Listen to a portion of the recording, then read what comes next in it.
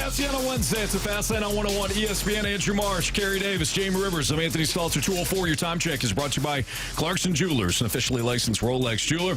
Another game, another loss for the Cardinals, in case you missed it. And judging by the attendance, you did. Oh! The Padres win last night 7-5. Cardinals leave a small army on the base pass yet again.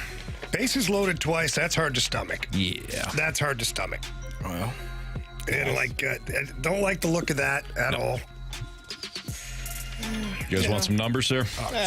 Do we need them? Yeah, sure. Not? Why not? Oh, really? Got 4 hours. As if watching the game wasn't enough? Nah, I think you watched it. Think you need it. I did. I gotta work, Jamie. I do it every night. Oh, you're allowed to work? Yeah. Yes. Jamie got kind of snapped on him earlier. It was unintentional. Yeah. Like, what the hell are you doing? He's looking over my shoulder. Working. I'm doing work on these. What the hell are you doing? I'm like, I'm working. Like, what are you talking about? In my defense, he thought I was drumming up something. Yeah, in my defense, I'm usually not here that early. So when I saw him, I'm like, what are you doing? He's working. Yeah. He's doing his job. What was he doing then? He was working. He was looking up some information. I was looking up some information. What sort of information that would cause Carey Davis to just jump out of his skin? You know what it was? In my defense again, I thought he was looking up a bet for our Bet the Board, trying to get prepared, which technically is work. I was looking up because I stink right now. Bet the Board, I stink. I've been 6 in a row I've lost. And last night got suspended. Oh, yeah. 7, yeah. So, that's right. Yeah, so I didn't even get a point for last night. So if I'm even close at the end, I guess the last day. Yeah, you get an extra one, sure. But, Carey, you don't know if you know this about me. I don't like to be in last place. I do know that. I know you don't like to lose. So I was looking at some things, because usually I pull it up, 20 minutes left in the show, and I'm like, fine. Today I'm like, I can't do that. That's not working right now.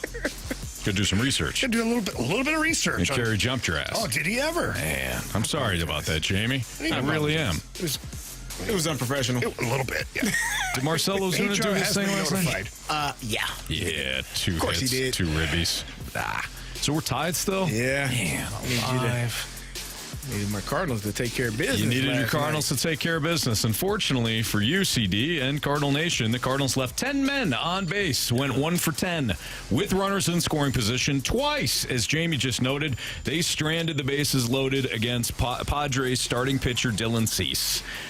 Cease, who entered the day 12-10, 3.43 ERA, allowed 4 runs on 7 hits and 4 walks in 4 1/3.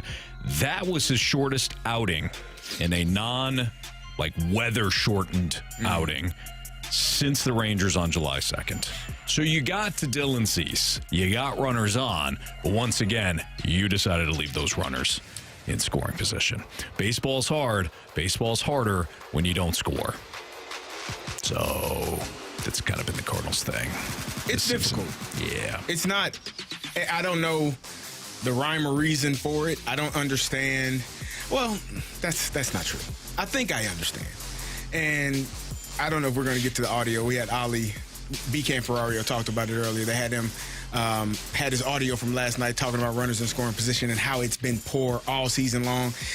Bally's put up a stat after the game. They're like 30th in August with runners in scoring position. In August? They just did August. Okay. They just did, batting. It was just. They decided not to pile on. Yeah, they just did. They just did this month. They was like. That's nice. Last in batting average, like 27th in runs scored, RBIs. Like it was really, the numbers were all bottom 5 of the league. And so you don't score, you don't win. The unfortunate part about last night is you scored 5 runs. That should be enough.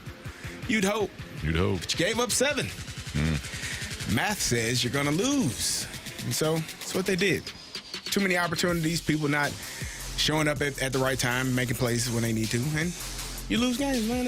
It's not rocket science. It's really not. They don't have the knockout punch. No. They don't have a jab, Anthony. You're right. A jab. Last night they at least had the jab. They just didn't. They didn't have a hook. They didn't have an overhand right. They didn't have a. No.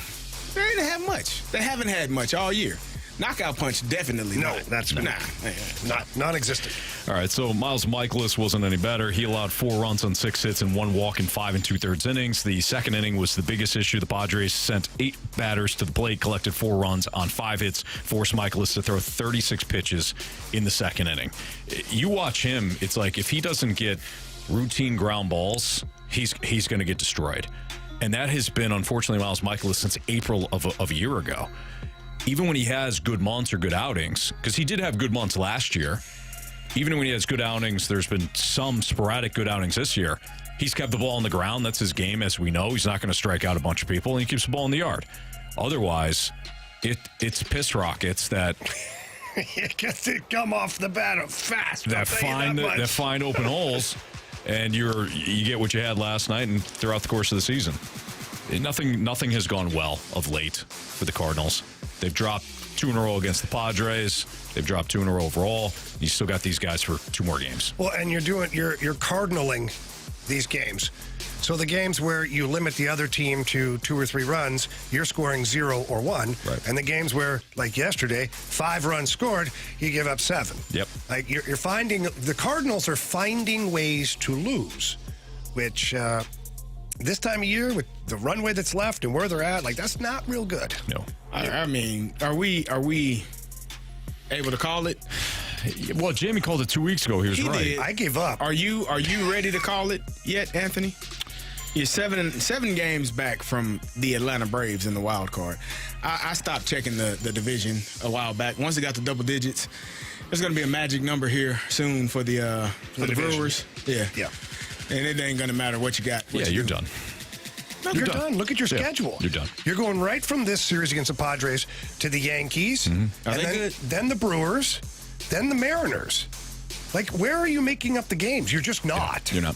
Then now's the time to make up the games. You did it against Milwaukee. Great. You went up to Minnesota. Not that you were going to, they're in the American League, so it doesn't matter there, but you did win 2 of 3.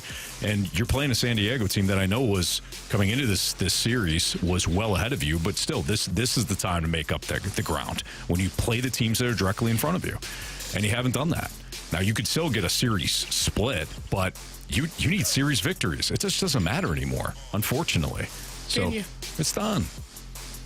You're 7 games back of the 3rd wild card. And you're toast. The Braves, look, they've had their injuries and their struggles. They are going to start getting some guys back here. Like it's going to happen. And they've won 8 of their last 10. So, and I was going to piggyback on that. They're also winning baseball games right now, despite the injuries. Yep. They're not making excuses. No, they're just making things happen. And they're guys too. The Braves have gotten contributions in waves. We can sit here and talk about Marcell Ozuna, who's had a fantastic season for the Braves. We can talk about Matt Olson, who's really turned it up again of late.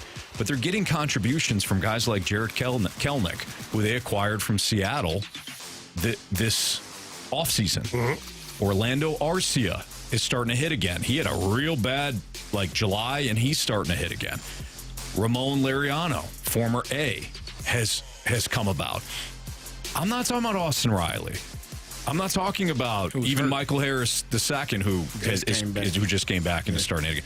I'm talking about they're getting Whit Merrifield, who is designated for assignment by the Phillies. They picked him up, and he had a little bit of a bump. They're getting contributions up and down their lineup. You need that all season long. So we can sit here and talk about just the star players of the Braves, but they're a team. They're not just 2 guys. Their entire team is doing well. And I think the unfortunate part, last night's loss is unfortunate and frustrating. Paul Goldschmidt goes 3 for 3, hits a 2-run home run, has a really good night. That's his best night of the year, but maybe. And you still lose the game. He hits the home run to go up. The thing about this team is a lead is never safe. Meaning when they have the lead, it's never safe. Right. You're right. It's never safe. You never feel comfortable. I'm watching the Mets and the Diamondbacks last night. The Mets were up 8-0. And in the 8th inning, I honestly thought the Diamondbacks had a chance to come back and win that game.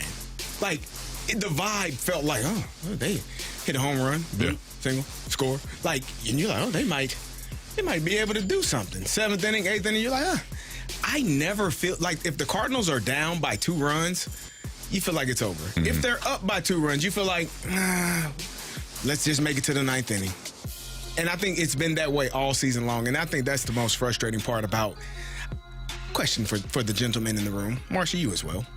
Is this year? Well, no, why'd you word it like that? Because Marsha's been quiet and he hasn't spoken. He's not a gentleman. Well, no, he's more gentleman than the 3 of us. Let's be clear. The way you worded that was disappointing. I said the gentleman in the room, Marsha. Well, he was. It's how you heard it. No, it's how you said it, Carey. The gentleman in the room, all 3 of you all. Is this year more disappointing than last year? Yeah. Oh, yeah. Oh, yeah. Yes. Last year was awful. Mm-hmm. They lost 91 games last year. You're more disappointed now than you were last year. Yeah, the rotation was absolute garbage last year. Sounded like you were just going to say. I was about to say. My hand started to go to the dump button. And it locked up. Thank goodness it locked up for me. The rotation last year, 25 games in, I'm like, we're done. We're cooked. There's no way.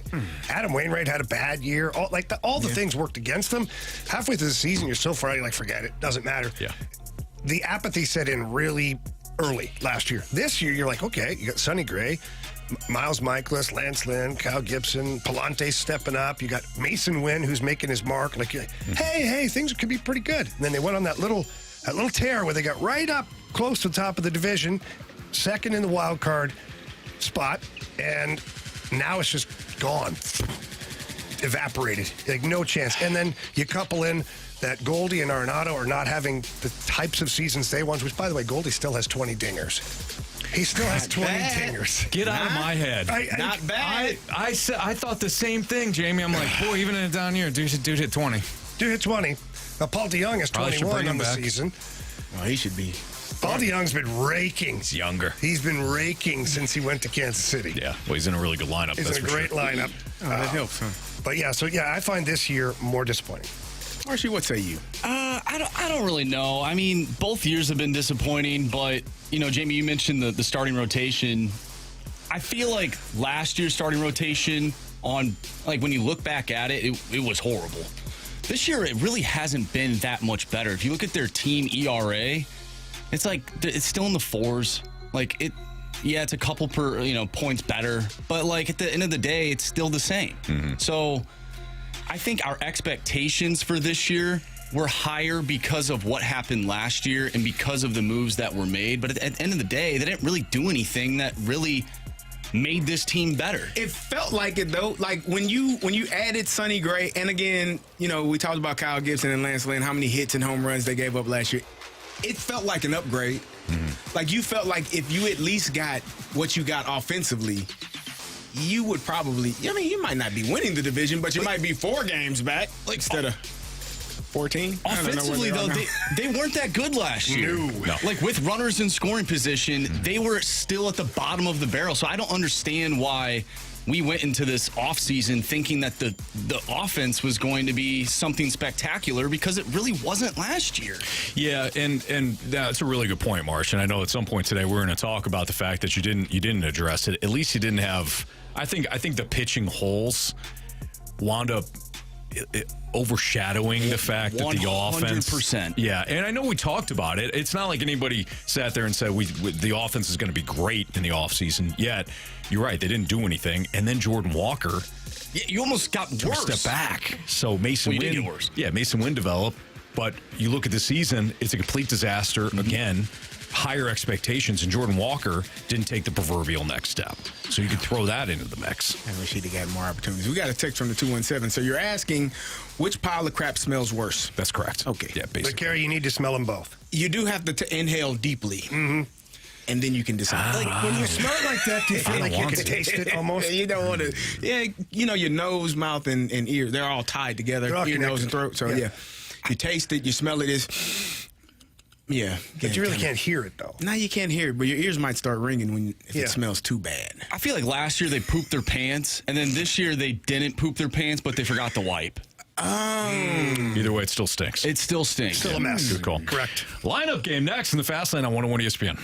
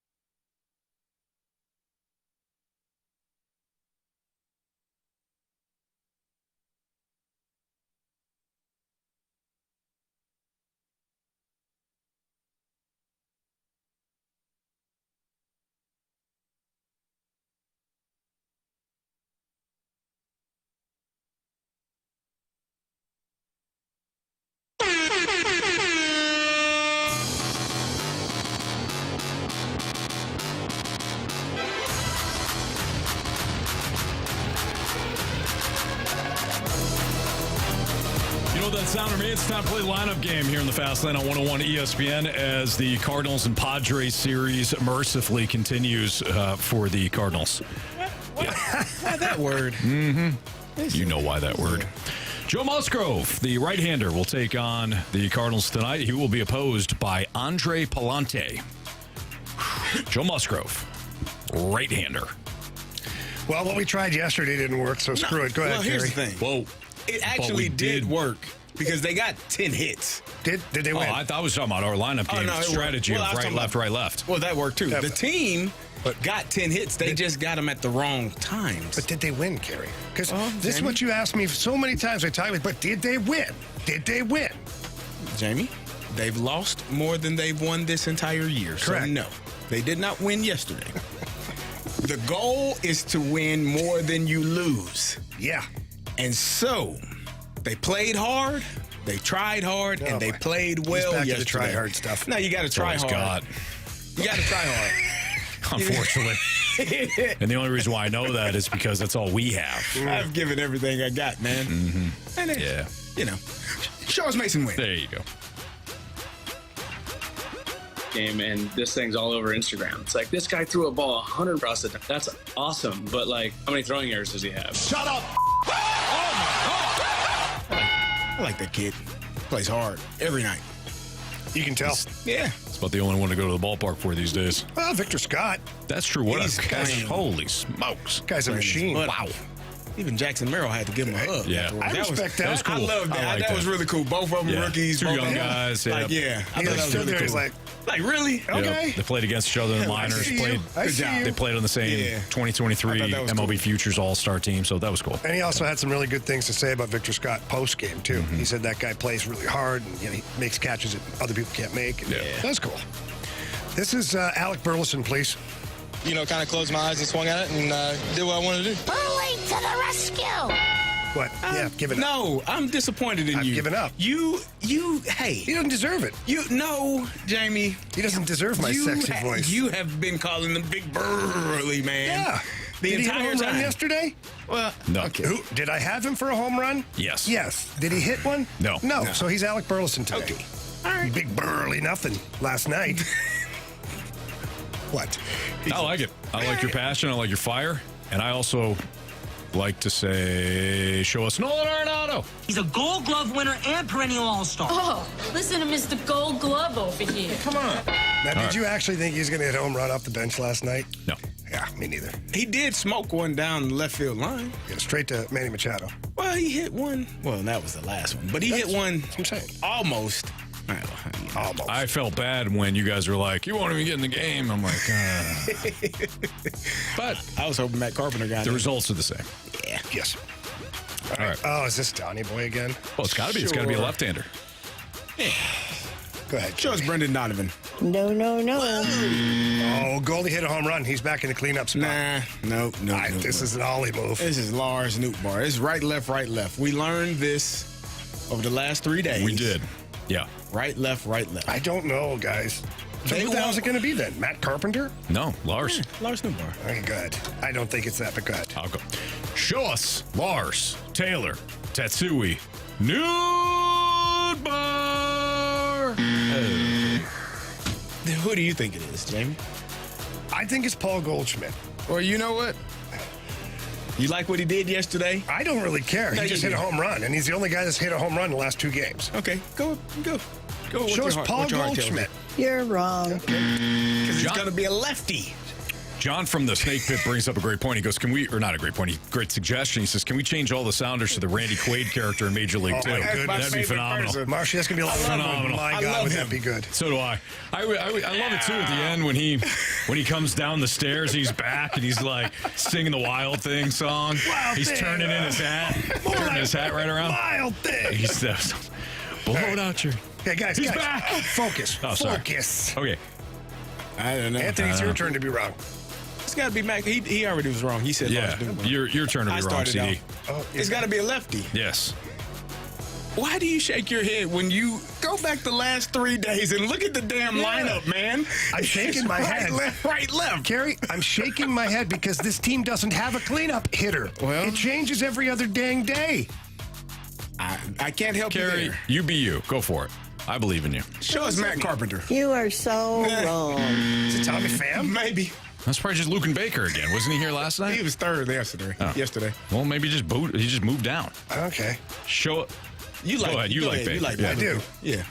Show us that big country boy, Luke and Baker. He's an inspirational baker. Inspirational baker. All right. He did have a really good sack fly last night. They are. The strikeout looked good too. Oh, boy, was he swinging for the fences on that one. Yeah, he almost bases threw his loaded, back wasn't it? out. Wasn't the bases loaded? Yeah. Yep. Country boy wanted to eat.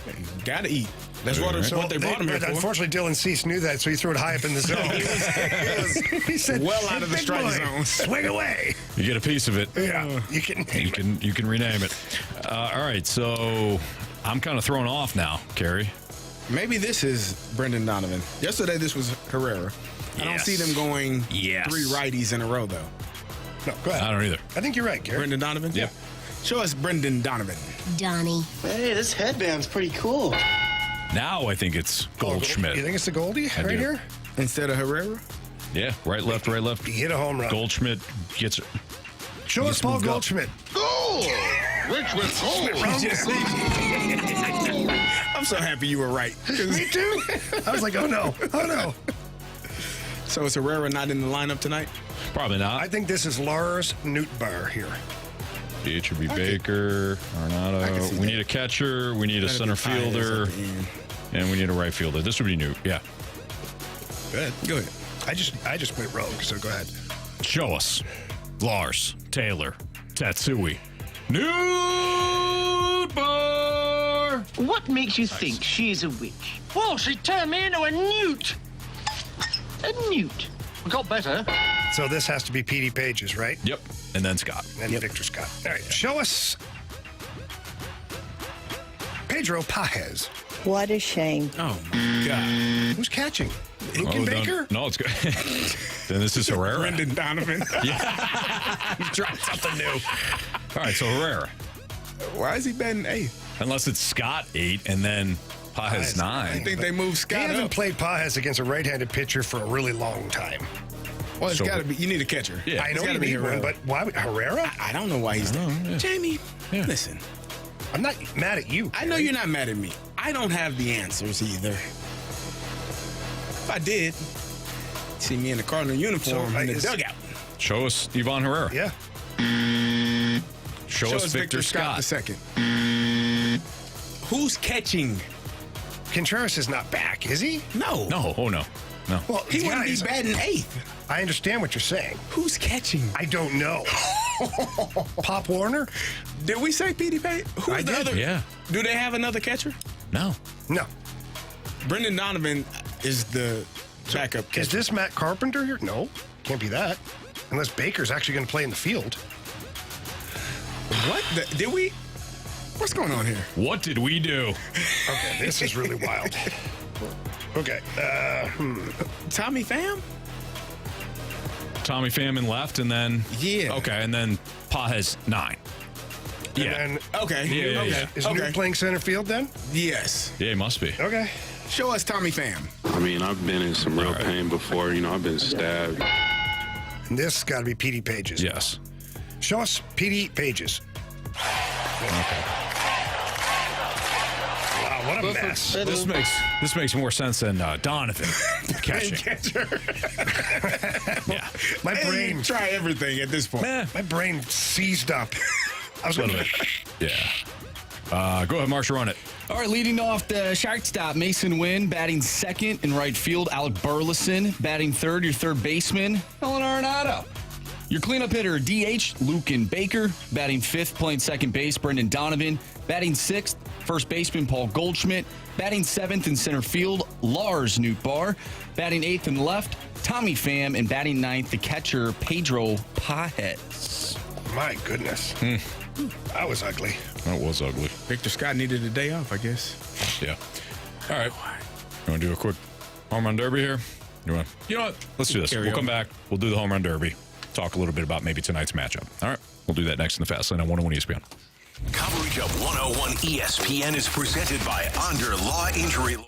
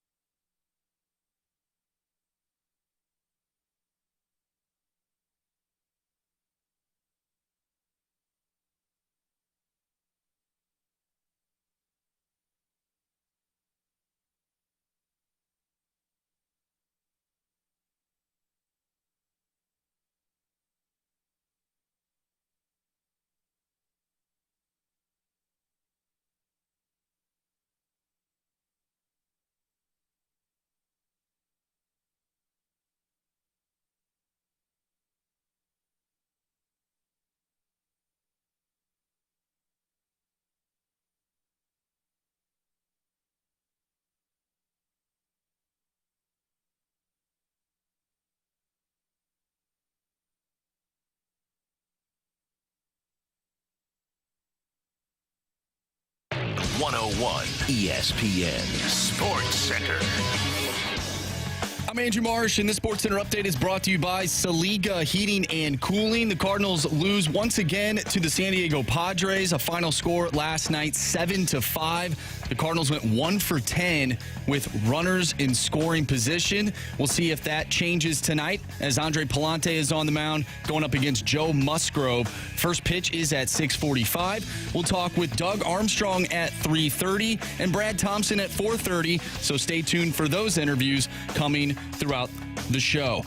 I'm Andrew Marsh, and the Sports Center update is brought to you by Saliga Heating and Cooling, an independent American Standard heating and air conditioning dealer.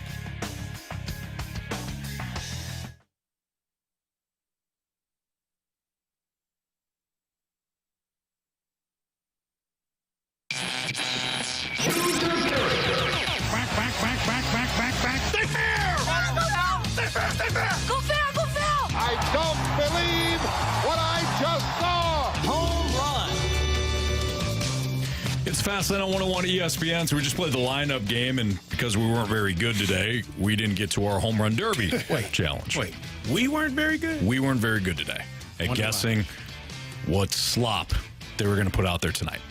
Somebody on the text line made me laugh. They said, this lineup is like a grocery list, just a bunch of vegetables and toiletries. Yeah, basically. No meat. Where's the meat? Where's the ice cream? All right. Jamie, go ahead. Yeah. I'm going with Alec Burleson. I figure he's listening. He's probably angry that I didn't call him Big Burley. And he is going to eat his ice cream today and go yard. All right. I'm going to go with Tommy Pham. He's finally in the lineup. It's good to see him starting. Give me Tommy Pham. I'm going back to the bench. Give me Matt Carpenter. Who else is on the bench? Not much after this. Ivan Herrera? He's on the bench. I don't know how much sense that'd make. Anybody take Baker? Not yet. All right, give me Luke and Baker. We'll just do that. So tonight, Cardinals, Padres, Joe Musgrove versus Andre Pallante. Cardinals have already dropped 2 in this series. Musgrove has been in absolute top form of late. 0.57 ERA with 16 strikeouts and just 3 walks in 15 2/3 innings in his last 3 starts. So you're facing not only a Padres team that's rolling, but a pitcher in Joe Musgrove who has been very sharp over his last 3 starts. So there's that. Yeah. Good news. He's 3-7 with a 3.87 ERA and 12 career starts against the Cardinals. We own him. Yeah, there's that. Got that going. You know? Plus, Pallante's allowed just 4 earned runs and 12 hits in his last 19 2/3 innings. I'm interested in Pallante tonight because this Padres lineup can hit the ball. They take great at-bats. They got a lot of different guys who can hit the ball pretty well. I'm curious to see how Pallante does tonight. If he's got his control and he's hitting the low part of the zone, I think he can have some success. But if he makes a mistake, this Padres lineup makes you pay for it immediately. Yeah, big time. I'm excited about Pallante as well. I mean, I do want to see him continue to perform well. I love our texters and our listeners. They are hilarious on the text line. They got some pretty funny lines that they've said. But no, I think that, we'll see. By the way, we're a sports show, but we also are obviously based here in St. Louis. The St. Louis Post-Dispatch is reporting that Ted Drews Jr., the icon of the beloved St. Louis frozen custard stand, has died at age 96. So, yeah, R.I.P. to, rest in peace to Ted Drews. Yeah. Rest in peace. Obviously, thoughts and prayers out to him, or his family and his friends. Absolutely. Absolute legend here in St. Louis. And, that's sad. So just want to kind of pass along that news since, again, we're here in St. Louis. So sad stuff. All right, we are going to stick with the Cardinals. We do have Doug Armstrong coming up at 3:30. So Army will join us at 3:30. We'll talk to him about the slew of moves that the Blues have made. Our regular chat with Brad Thompson coming up at 4:30. He joins us each and every Wednesday. So we'll talk to BT about the current state of the Cardinals. And don't forget that we've got, speaking of the Blues, going back to Army, we've got the second annual Blues and Brews, which is coming up on Friday evening, September 20th, at the Anheuser-Busch Brewery. You can get fired up for the blues season at this outdoor street party. It's going to feature live music from country music star Matt Stell and St. Louis's own Charles Glenn Group, plus confirmed appearances by the captain Braden Shen, as well as head coach Drew Bannister, Jake Neighbors, Dylan Holloway, Philip Broberg, the last two being the newest Blues, and some Blues alumni as well, including our very own Jamie Rivers. We're going to be broadcasting live there as we did last year. Should be a great event. Tickets are only $20 and are on sale now, so you can learn more at 101ESPN.com. And that was a great event last year, and I'm looking forward to doing it again this year. Yeah, it was really unique. You know, they set it up in that one part of the brewery. It was very, I would say the word intimate, where they had the stage, and it was, people were able to enjoy the festivities and obviously the beverages and just the atmosphere. At the brewery, there's sometimes I just forget how cool the brewery is overall. Like people come to town like, oh, what should I do? And then like halfway through the W, why the hell didn't I send them to the brewery? Yeah, just take the tour. The tour is great. I've never done it. I've done it a couple of times. Have you done it, James? It's great. I've done it, yeah. I've never done it. That's cool. And we, it's fortunate too for my kids and whatnot is know one of the guys who's in charge of the Clydesdales. And so we've had the opportunity to have the private viewing with the Clydesdales, pet them, feed them. These things are massive. Oh, yeah. They're so cool. And you're like sitting there getting your picture taken with this horse's head that's like the size of a love seat beside you. And you're like kind of a little nervous, Yeah. But it's awesome. That's Just neat. it's a great experience. All right. If you're the Dewitts, besides, of course, the obvious, which is, build a better team here, or not a winner, how else do you combat low attendance? That's next on 101 ESPN.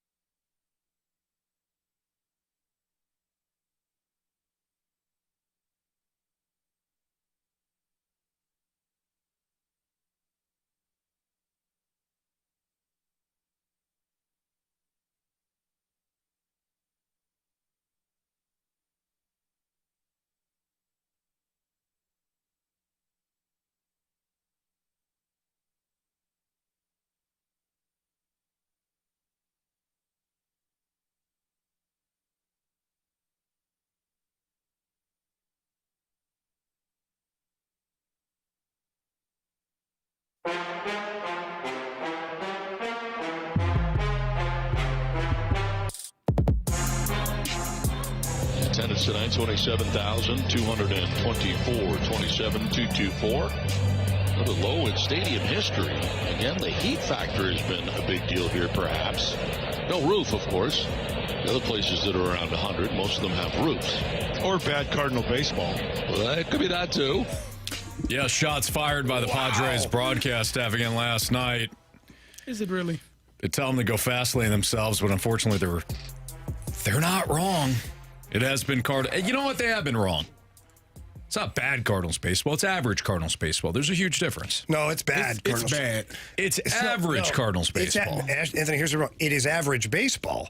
It's bad Cardinals baseball. Cardinals average baseball is much better than what this is. Good call. Like over the years. Yeah.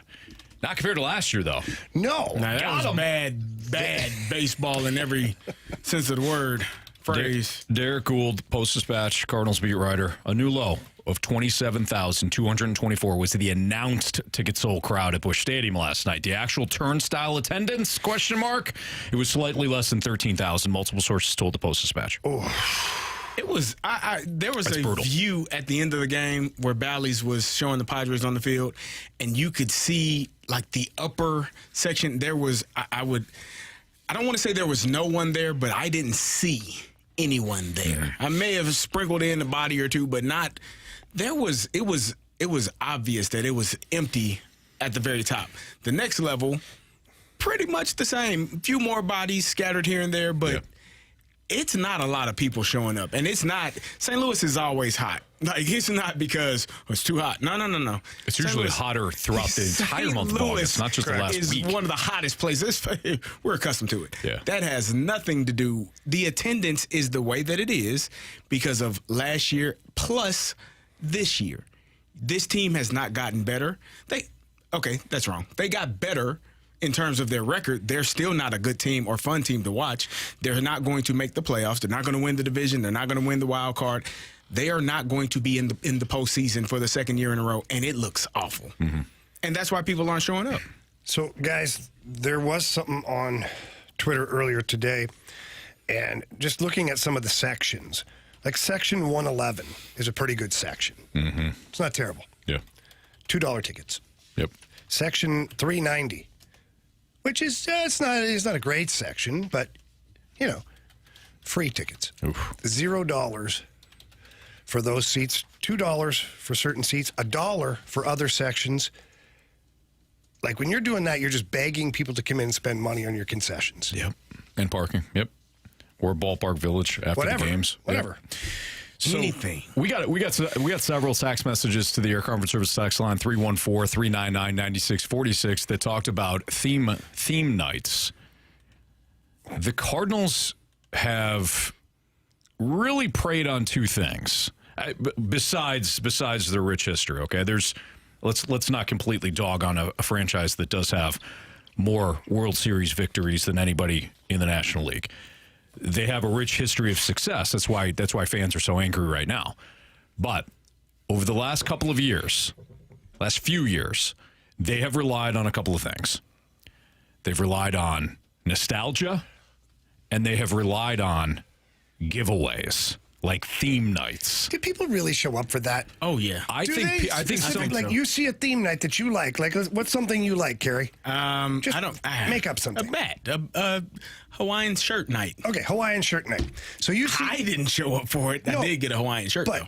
You see Hawaiian shirt night on the schedule. You're like, dang, I got to go there. There are some bobbleheads that do bring people out. Like if you get a bobblehead of a great player, former player, Hall of Fame player, yeah, I think that brings people out. I think it does. Okay, it doesn't do it for me. No, I agree. But if it is something that the people like, then I'm here for it. I think it's something that the people enjoy when the team is worth watching. There you go. Okay. It's an accent piece. Yeah. Instead, I feel like all the Cardinals have promoted, and I'm being slightly unfair here, okay? I'm using hyperbole here. But it's all about the theme nights. It's like, dude, that's all you have right now. In fairness. Because your nostalgia's gone. Your nostalgia's gone. Waino, you sold Waino last year. Boy, did you ever. You sold Albert and Yachty 2 years ago, and great. That worked out fantastic, okay? But there is no more nostalgia. You went back to that well one too many times. You tried to do the nostalgia thing with Matt Carpenter and Lance Lynn, some of these, Tommy Pham, who you acquired in the Fetty deal. I'm not saying the moves in and of themselves weren't bad or were bad, but you went to the nostalgia cupboard one too many times, and then the theme nights. That's all you got. You're not fixing the problem now. The problem is your organization is in a ditch with no direction. You need, to me, you need a change of course. I would start with a veteran manager and a youth movement. Oh, for sure. Those are the two things I would do. You got to flip this on its head. The veteran manager, and we talked about it in the office a little bit, and I'm sure we'll get into it a little more later, but BK had mentioned it. I had said it a long time ago. Randy had said it a long time ago as well. I think somebody like Joe Madden, and I hate to say that Ollie should lose his job, but if you're going to change, if you're going to flip it on its head, everybody has to find a new role within the organization, or not at all. And I think Joe Madden coming in, he's kind of a goofy guy. He likes to have fun. He brings guests to the ballpark. He's like a Pete Carroll almost. I think that gets some of the attention away from the bad baseball. And then with the younger players. He's great with younger players. He's great with younger players. And I think that I could be wrong, and the text line's wide open, and so's the snake pit. But I think if the Cardinals went with a youth movement to where if they had leadership, somebody in leadership say, hey, listen, the last 2 years, it hasn't worked. Mm-hmm. We need to redo this thing. Mm-hmm. And the only way we can do it is by using these young players, letting them get the reps, continue to add to this team, and have solid veterans as accent pieces. This is the only way to get the Cardinals franchise back on the rails. We're asking for your patience, but we are going to be a lot of fun to watch with these young players. And we got Joe Madden, who's a great manager. I think Cardinal Nation would be okay with that right now. I do too. I think they need better players. And if you go with younger players that have more upside, I think that does excite people a little bit more. The problem that I would say, if you have a Joe, I almost did it myself. John. Joe Madden. I almost said John. If you have a Joe Madden and you're not winning, then some of those things that you're talking about, the goofy things, the fun things, the outlandish things, people are starting, this guy's. But Carey, they always attribute, it's a youthful team. It's but okay. if you go full youth. But if you still have a Paul Goldschmidt on this roster, if you still have Nolan Arenado on this roster, and you have, the rest of the positions are filled with younger guys, obviously Wilson Contreras is still your catcher, that's not a team that you expect to just have fun and not win games, and the manager is kind of, aloof or a little bit goofy, and you're okay with it. Like, you still, if those three people are here, those three players, which Wilson will be, and Nolan I'm sure will be as well, you're expected to win games. Like, I don't see the Cardinals going a full... Are you, though? Really? Because you're not winning games now. Well, you're still the St. Louis Cardinals. Yeah, but and you still have a future Hall of Famer on your roster. That's the expectation, in my opinion. I don't think that this team is willing to go full youth movement and move a Nolan Arenado and move on from a Paul Goldschmidt and say, hey, we're going to let these younger players play. It's not going to be a lot of wins. But we're going to grow and we're going to build, and eventually in 2 to 3 years, we're going to be a really good team. And then we're going to add a superstar player, whoever that is down the line, and this team is going to be ready to roll. See, I think that it would be fine. I think Goldie's for sure. You have to walk on that deal altogether. I think it's fine. You have Wilson Contreras because he does play with a youthful enthusiasm, and he could be really good for some of the young players. And Nolan Arenado. Plus, what are you going to do, a catcher? Let's be real. Well, yeah, and you owe him money. I'm okay with that. Plus, he's a productive batter still. Like he's still somebody you go to the ballpark and you enjoy watching play. Nolan Arenado will either jump on board or jump out of the way. Because if you present the team with a youth movement, Nolan Arenado is going to either be, you know what, I'm here for it, let's do this, or he's going to be like, hey guys, I want out. But you have a no trade clause. Well, I'll give you 5 teams. I want out, and then you don't have to worry about that. Right. Then you move on from that and you fill the void at third base. But that would be asking the Cardinals to not have, like, this team is you always feels like you always have a potential future Hall of Famer on your roster. Like, that's the expectation. Like, you can, as long as you can go back, as long as I've been watching Cardinal baseball, I don't recall a time where there wasn't, and I was born in 81.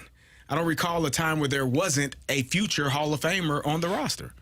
Like, that's the expectation. But you don't care about that more than you care about winning. I don't. I'm saying they do. Because when we talked about it, but we talked about it when Marcy and I were talking about the New York Giants offseason. The owner was like, Saquon Barkley is our most popular player. We got to figure this out. Because it's about butts in seats. It's about having that marquee player that will be a future Hall of Famer that people show up to see.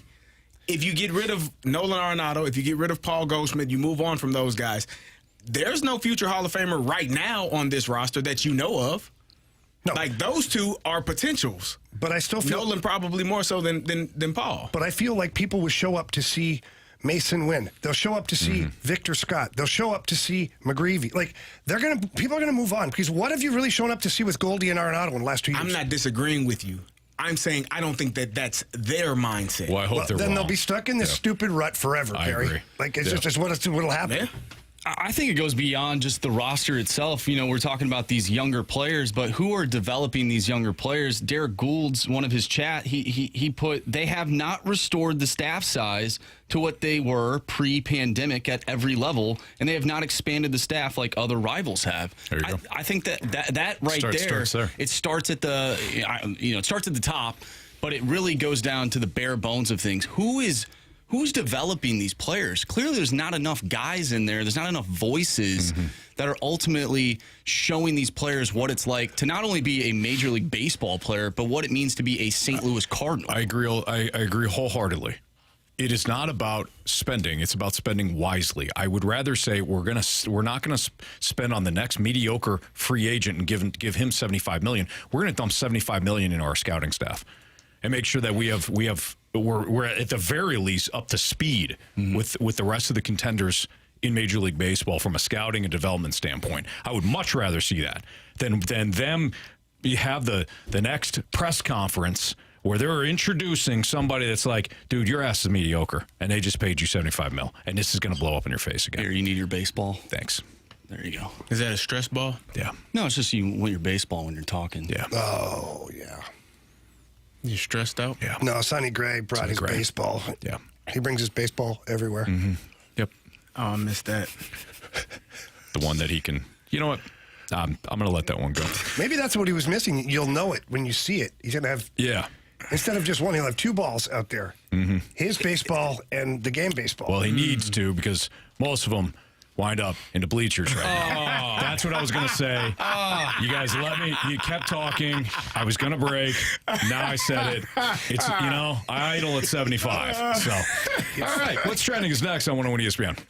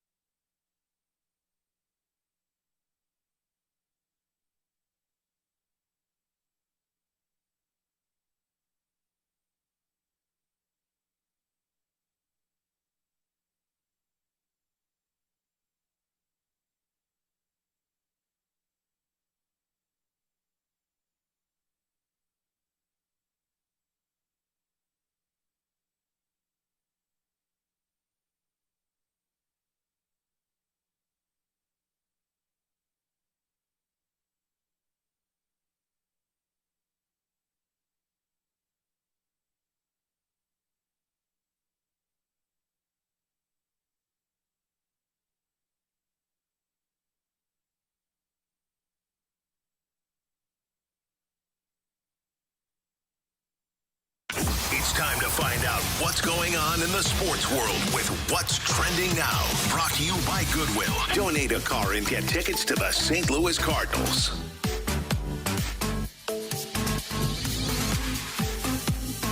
Welcome back to the Fast Lane here on 101 ESPN with Anthony Stalter, Jamie Rivers, and Carey Davis. I'm Andrew Marsh, and it is time for What's Trending. Gentlemen, Quinn Matthews, not Quinn Hughes, has been transferred from Springfield AA to Memphis AAA. He will join his fourth team of the season after beginning the year at Palm Beach. And the number 60 overall prospect, he's 8-3 with a 2.27 ERA in 22 starts. He has 180 strikeouts. This is good to see if you are a Cardinals fan amongst a bad season. At least there's some positivity within the organization. Why are you shaking your head? Yeah, where's he going to play? When he's in spring training and he comes up and he does well, where's he going to play in 2025? There's still a while. You got Miles Michaelis. I would bring this guy up before the end of the season. Gibson. You got Sonny Gray. You got Andre Palante. All those guys are garbage. Where's he going to play?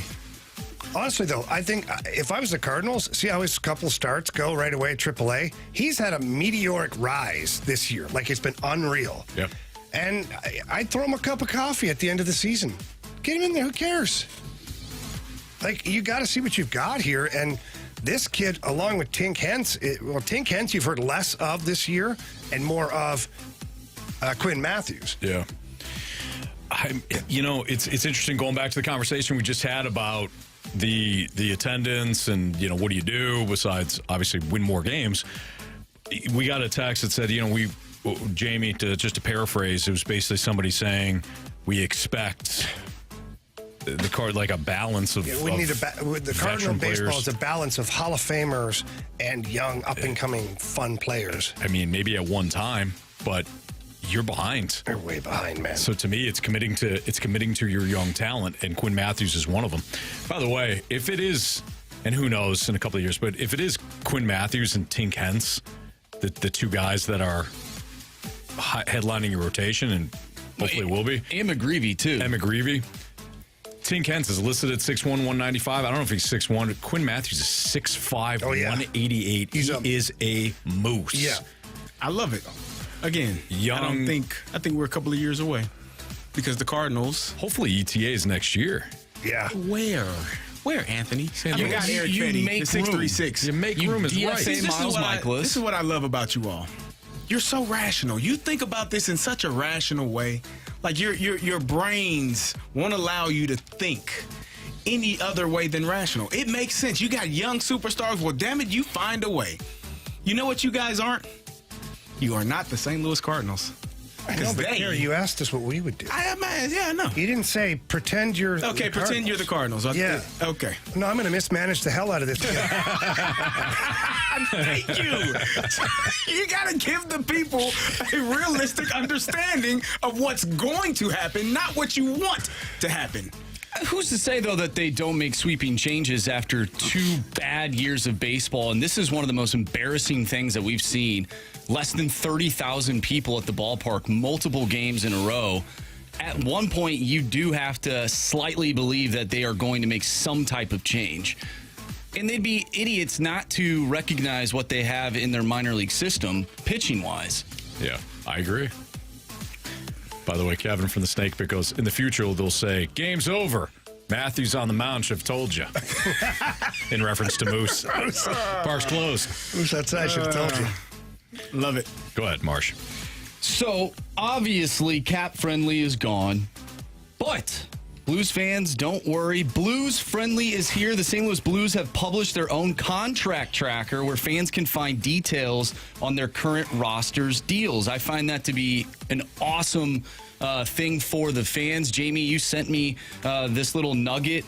I think that's great that the Blues are doing something like this, and I think we're seeing NHL teams starting to do their own things. I believe the Ducks now have, and they're one of a few teams that are they have their own streaming service, so fans can go watch the games for free.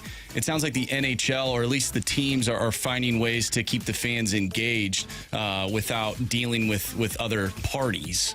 Yeah, so with the Cap Friendly, for those who don't know what that is, it was the most used website by anybody, including management teams for the NHL clubs. And it showed all of the contract status for every player, if they had a no trade clause, restricted free agent, unrestricted free agent, total cap space. And so what the Blues have done here is they've just kept it in-house.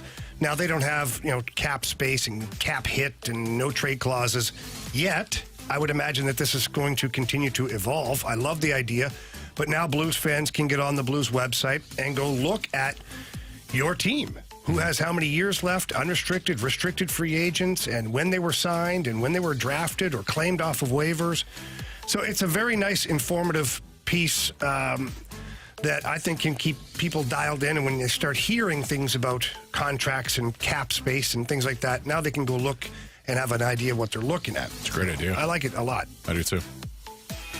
Guys, ESPN put something together. 103 NFL players. They ranked the most overrated quarterbacks in the league, and Josh Allen was number one on that list. Do you agree with these players and their thoughts on Josh Allen being the most overrated QB in the league? So this was conducted by players. The rankings were by players. I mean, the players. ESPN put it together, but I the players voted on it. Right. I mean, look, Carey,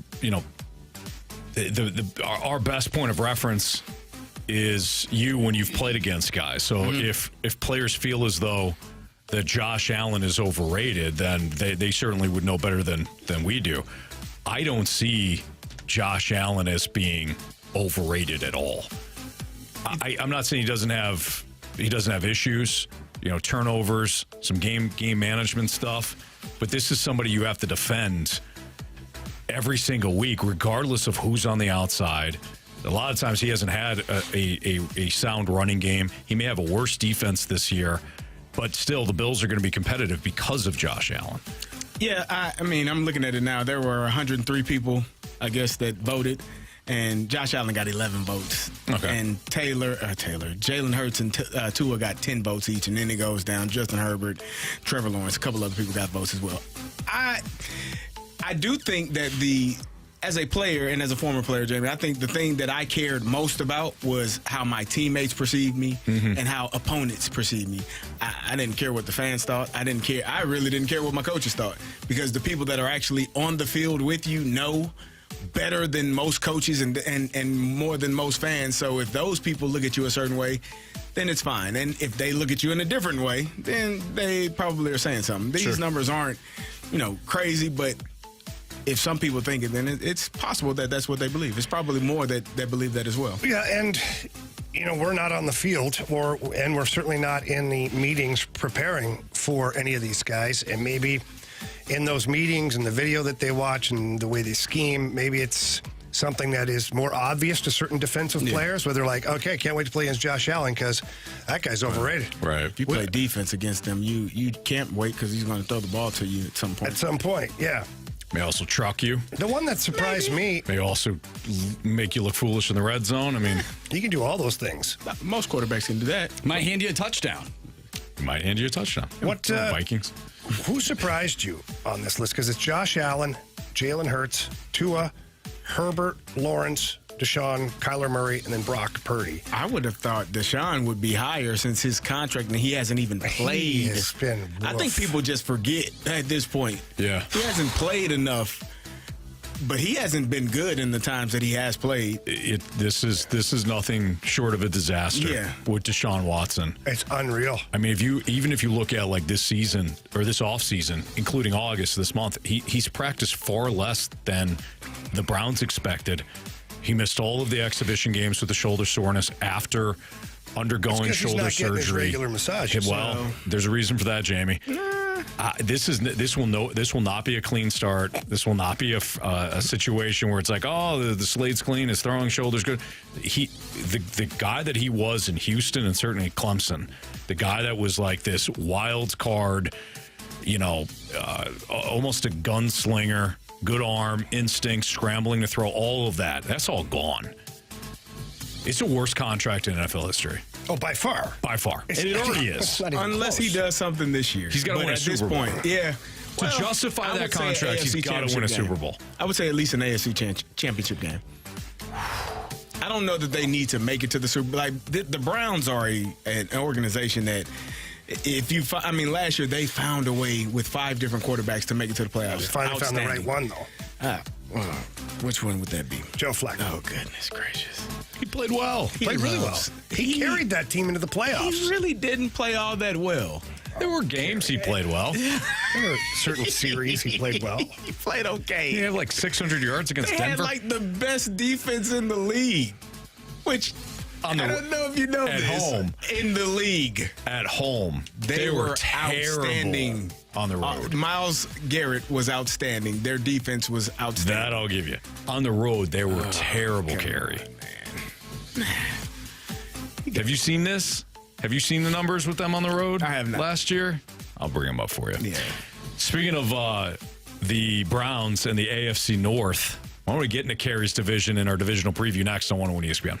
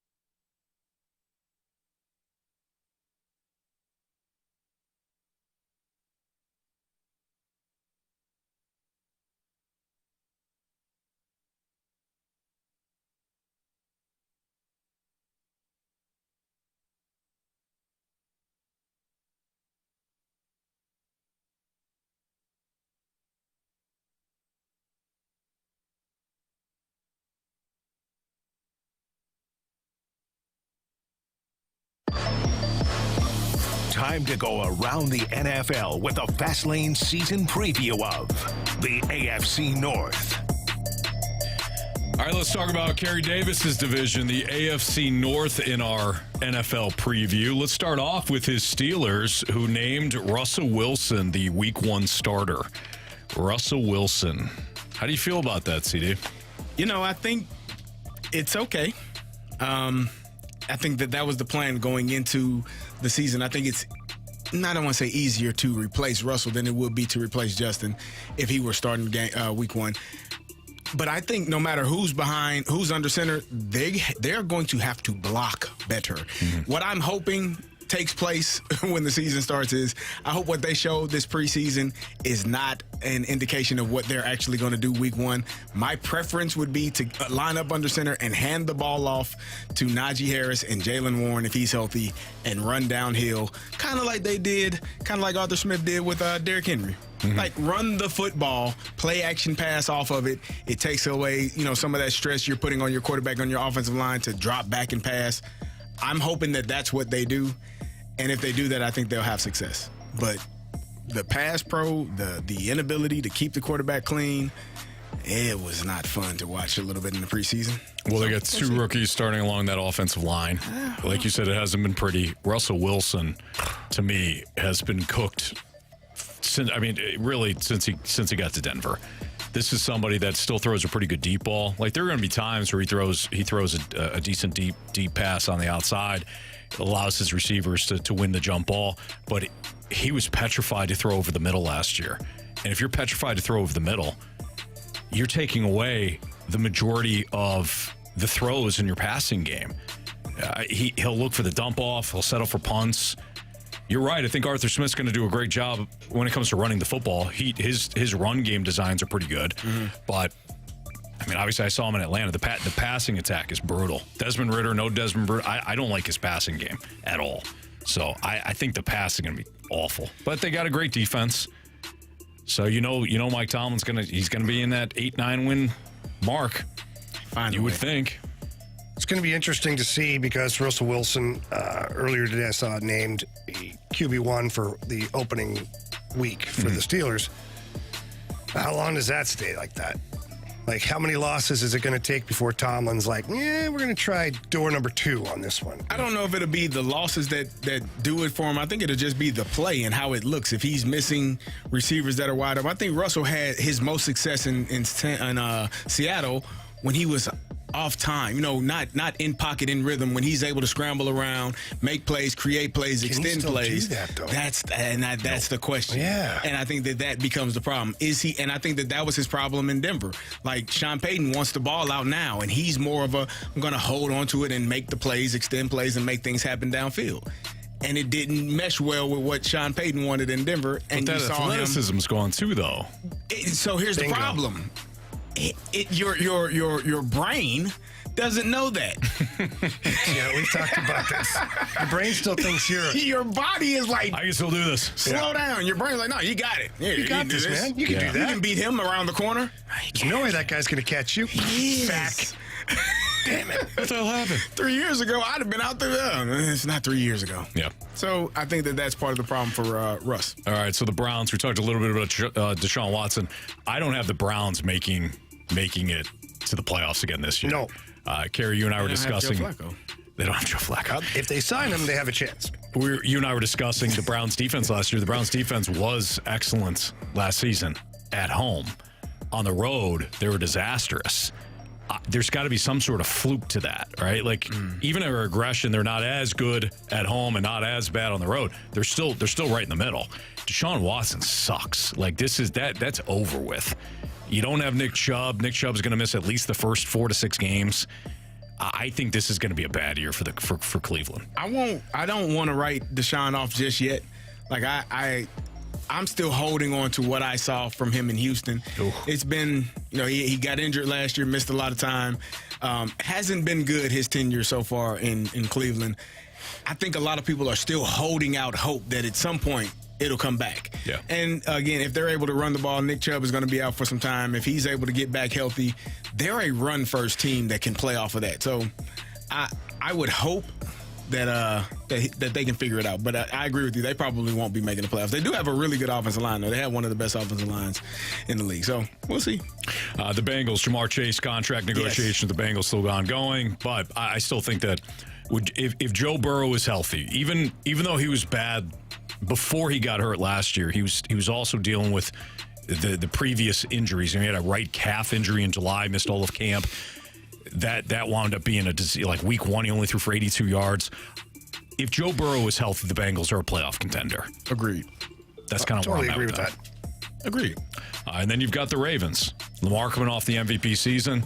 I know that there were some changes on both sides of the ball.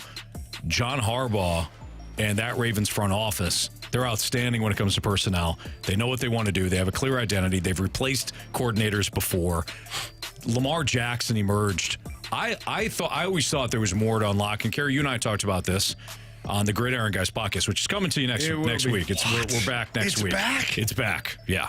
Yes. So we talked about this last year. You and I were both high on Lamar in the new offense under Todd Monken. Thank you. Greg Roman, terrible play designer.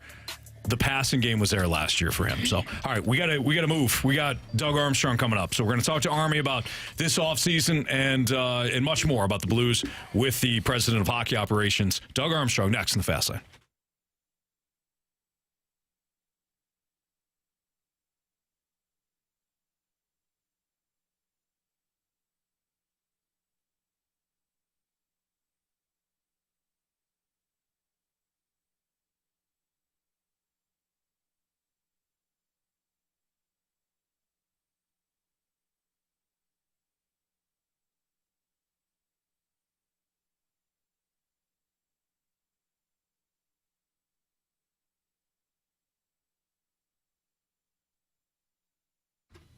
I love Mosby Building Arts. They do a phenomenal job when it comes to upgrading your home. And right now, they also have an outstanding offer when it comes to new siding. So if you have thought about redoing your siding, right now is the time to call Mosby Building Arts because they've got 3 ways for you to save on new siding for your home, including a free garage door. So they will completely upgrade your garage door free with the purchase of new siding. Or if you don't need a garage door, they also have 12 months no payments or 10% off siding.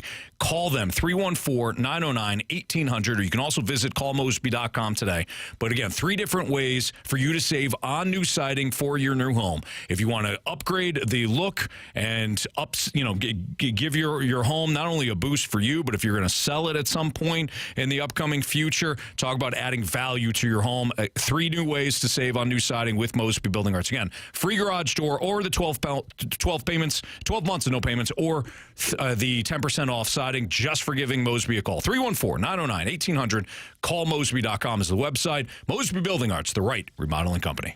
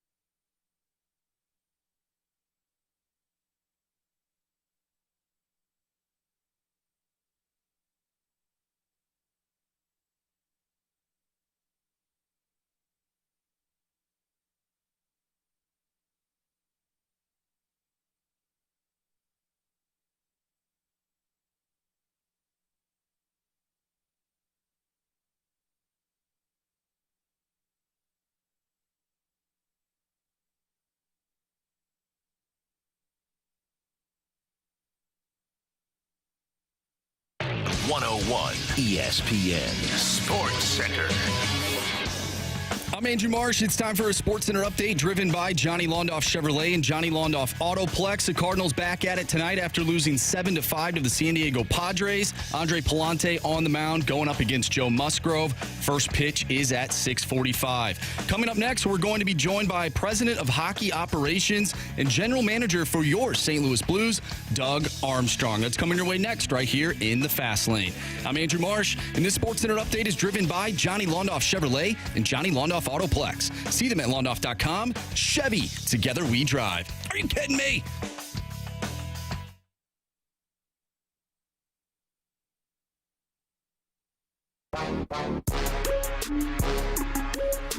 It's Fast Lane on 101 ESPN with Super Bowl champion Carey Davis and former Blues defenseman Jamie Rivers. I'm Anthony Stalter. Let's head right to our 101 ESPN celebrity line. We're joined by the Blues president of hockey operations and general manager Doug Armstrong. Army, thank you so much for joining us. Thanks for having me on, fellas. Yeah, Army, thank you so much for joining us. And I got to be honest, wasn't too long ago, I woke up, kind of brushed off the cobwebs, poured a coffee, sat there, opened up the computer, and realized that you had chose violence that morning. I was very intrigued, impressed, but I guess first off, the very first question I have is, how long as a staff or as a group had you guys been discussing this strategy? I would say about a month, a little over a month. You know who the restricted free agents are going to be, and then Edmonton, I thought, did a really, really nice job the first couple of days of free agency. They brought in some real good players, but to do that, they had to spend a lot of their cap equity, and so on July 2nd or 3rd, we were at the prospect camp, and we got together and we said there might be an opportunity here, and that's when we went to work and thinking the pros and the cons, why it will work, why it won't work, how we can make it work, how we can put it in our advantage. We want to do it only if we think we can get the players. We don't want to do it we're not doing this to drive up salaries or to make Edmonton's life difficult. We think, we did it because we wanted the players, and then we sort of walked through it for the better part of 5 or 6 weeks, and the time was right to pull the trigger. So now, was the Oilers, was that team the only one you were targeting, or did you have like a list of some teams and maybe some potential players at the same time? No, that was that team. It wasn't that team. It was those players. Those players were the ones that excited us, and we focused in on those. Okay, and the last one, just regarding this part of it, is when you were drumming up your strategy, was it always going to be to offer sheet 2 players to make it a little more difficult? Or at one point were you like one player, but then later on the conversation go, maybe we get 2 really good young players at the same time? It started out, we liked both players, and we walked through the process. Is it better to do one and then the other? Is it better? Which one first? Which one second? Is it better to do them both together? Is it better to do on 1-year deals? Is it better to do them 2-year deals? What's the best timing to do it? It can't be traded for a year. Do you wait till end of the season? You wait till training camp? You walk through all those different things. But those were both players that we had talked about trying to acquire previously, and so we had our eye on these guys for a while. Doug, you all made a lot of moves this offseason, brought in a lot of players. How important was it for you all to create that competition for training camp for the upcoming season? Well, I thought it was very important. We've been charting a course, and I thought this was a year that if we could continue to grow and to bring in younger players, bring in players at a certain vintage, it would be good. And we were able to do that with bringing 3 or 4 younger players, bringing 3 or 4 veterans, or 2 veterans at least to support those guys, and then obviously this last one bringing a couple of other players in that age group.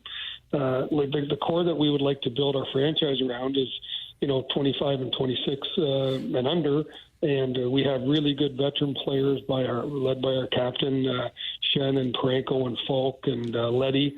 And it's we want to support them. But our core group of players, the players that need to lead this franchise up front right now are Buchnevich, Kyrou, and Thomas. They're up to the challenge. They want the challenge. And now we have a number of young players we believe that they can lead. And the one of the thought processes, guys, is that we have 11, I think 10 or 11 first round picks from 19 through 2024 on our reserve list. Now, if 7 of those players make it, they're going to have a chance to play together for a long time, and that's how I think you build a winning foundation. It's that going through the tough times together and going through the successes together. And what we're trying to do is put as many guys into that age bracket as we can, and we want to get there as quick as we can. Doug Armstrong, president of hockey operations and general manager, joins us right now in the Fast Lane on 101 ESPN. Army, building off of what Carey just asked you about creating competition, what are the goals for you and Drew Bannister now that training camp is upon us? The roster's built, offseason moves are there. Well, I'm sure you guys have certain goals that you want to see, especially when it comes to your defensemen. So what goals are there in training camp? Well, I think is becoming a team as quick as possible, seeing where the synergy is. You have a lot of new pieces there, and a lot of forward groups work in pairs. You want to find out what pairs work quickly at a camp, and then you can change wingers around a little bit. But there's going to be great competition. Who's going to come in on day 1, 2, and 3 of the practices and elevate their practice to a point where they may get a different slot in a game? Who's going to play good in these preseason games? Veteran players, for the better part of 8 or 9 years, we probably had 18 to 20 roster spots of 23 spoken for, maybe even more than that. When you're a veteran team, you're coming in and Jamie knows this. Everyone says there's competition. Well, when you look around the room, there's not competition. It's guys, let's just get ready for game 1. I think this year there is competition. It's competition to make the team. It's competition for ice time on the team. And so I think Drew has to make this a team as quick as he can, and that's on the back end too. We have. We'll find out exactly where Krug is, but with Parenko and Broberg and Suter and P.O. Joseph and Tucker and Prunovich and Kessel, we have so many different options, and these guys have to come in and they gotta push and prod for their space right now. That's where we're at as a franchise. That's what we're trying to build towards is internal competition, and when we can master that internal competition, then we can go out and be concerned about the external competition. Army, with all these guys, and you just explained it very well. When the music stops, not everybody's going to have a chair. Based on that, do you expect this to be one of the more intense training camps in recent years? Because to me, it could develop into having a little bit of an old school feel to it. Again, my vision is that there's more bodies than there are chairs, and so if you want a chair, you should prove it in camp. That's just the reality of where we're at, and I think it's going to be a very competitive camp. We right now, if you just look at the number of players on the 23-man roster, we have 26, maybe 28 that think they're in the 23. Now they have to go prove it. So how does this change your team for this upcoming season? Now you've added 2 good young players in Holloway and Broberg, and obviously you're expecting steps to be taken from all the other young players that got an opportunity last year. But for you guys as a group, how does this change the outlook for the upcoming season and maybe even into the next season? I would say that we believe, we have a vision. We understand what we want to build. And we think we're closer to it now than we've ever been. I think it was it's easy to. Everyone loves their off seasons. I'd rather love my in season. so let's get to the in season. But I do think that we're at a point now where we should be pushing harder to be a playoff team and pushing those teams that we can compete with them in the playoffs. And we can all say that. Now we have to go out and do it. I think we start with one of the better tandems in the league, certainly in the top third in Hofer and Binnington. That gives us a chance every night. Our defense is a little bit bigger, a little bit quicker. Our forwards are faster. But you don't win games on paper. You guys both, everyone there knows that. You win them on the field or on the ice. And if this doesn't transfer onto the ice, then it hasn't been a successful summer. But we think it will. Now, Army, just to drag it back to the offer sheet situation, and I think most of our listeners would understand that the Oilers probably a little irritated at the move. How do those conversations go with the opposing GM? Because there is continued dialogue, and obviously there was some add-ons at the end of the deal when they weren't going to match it. How's the comfort level in those conversations? So Stan and I go back a long time.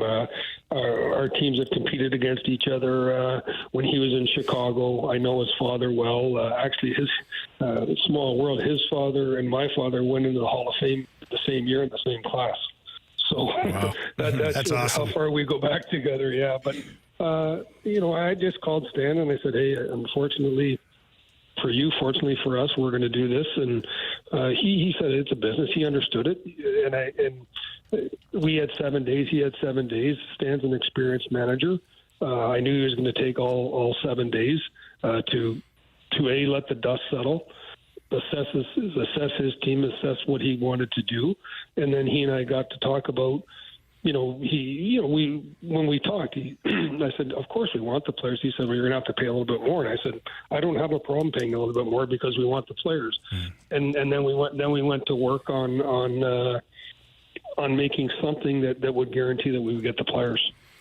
So now when you complete this transaction and, you've got some pretty good young RFAs coming up too, how do you now block that kind of thing from happening? Because it's not like anybody, I'm not talking about retaliation either by the Oilers. I'm just saying that these offer sheets could become more prominent in every offseason. How do the Blues protect their assets?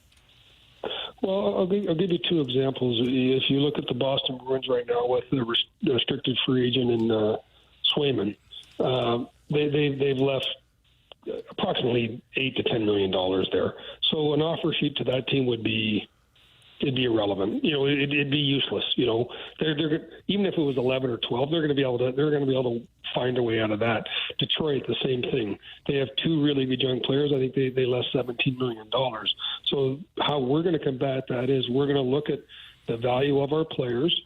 We're going to try and get them signed, but we're going to leave enough money to match the offers, or enough money if we don't match the offers, we're excited about the return. That's the bottom line. It's and I think the players understand that too. And again, Jamie, I know that you know and so I don't mean just talk to you, but our game. Like when I'm going to say to the players that the offer sheets are there, but if that's going to be your goal, you better get it. Because if you don't get it, then the ball comes back into my court, and you're not going to like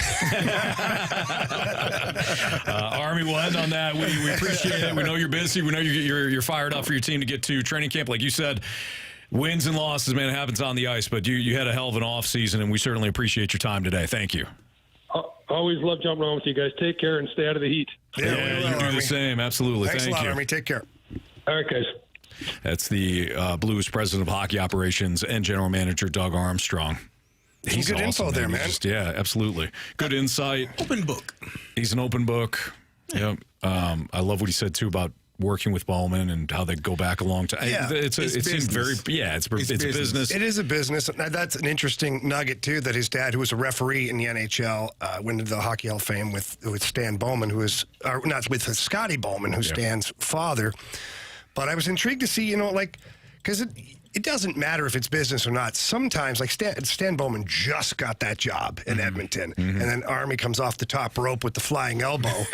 You could get probably a little bit of tension at times, but they're true pros. They handle that the way they needed to handle it. Yeah, no doubt. Stan Bowman, we've said it before, he did a great job of getting out from under it, meaning that he traded some players, made some cap space, got a couple of good young defensemen in return, and maximized what he could do following the offer sheets. But yeah, all right. I like the last bit there from Army too. These players, if that's your main goal, just to go get paid, you better hope you get it. Yep. 'Cause I'm going to be here. Yeah. And you're going to have to negotiate with me. Standing in the room, in the dark. There's that. waiting for you. The Mike Shildt handbook. We referred to that. No. Marcy got it? Did you get it? Unless you did. I thought we.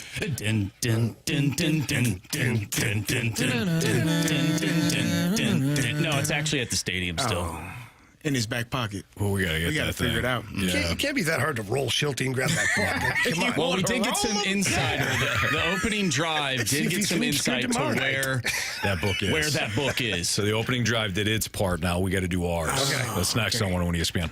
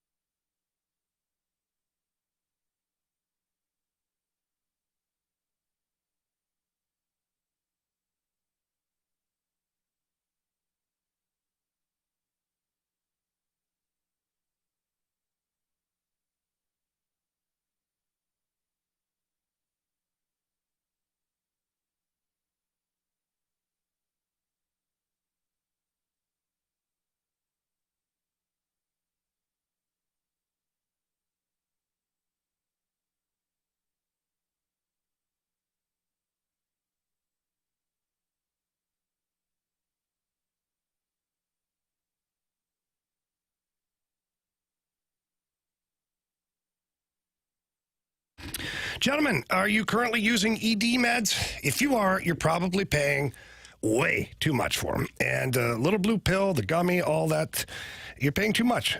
Head over to the Medicine Shop in St. Charles. They are your destination for cheap ED meds. They got a generic called Sildenafil. And you can get that for less than $2 a pill, prescription required, of course. And if there's any other medicines that you use on a regular basis and you're busy and the kids have got sports or after-school activities, or you travel a lot and you cannot get to the pharmacy, the Medicine Shop in St. Charles, they will come to you. They offer free, discreet shipping and delivery to your home or your workplace, which is a massive advantage. I take full advantage of this service for myself, as well as my daughter with her type 1 diabetic supplies that she requires. It's an awesome program. Highly recommend it. I also highly recommend getting into the pharmacy or the Medicine Shop in St. Charles. The staff is just awesome, friendly, helpful. I call them my pharmacy family over there. So please get in there and check things out as well. And you can check out their new website. Visit stcharles.medicineshop.com. Again, that's stcharles.medicineshop.com.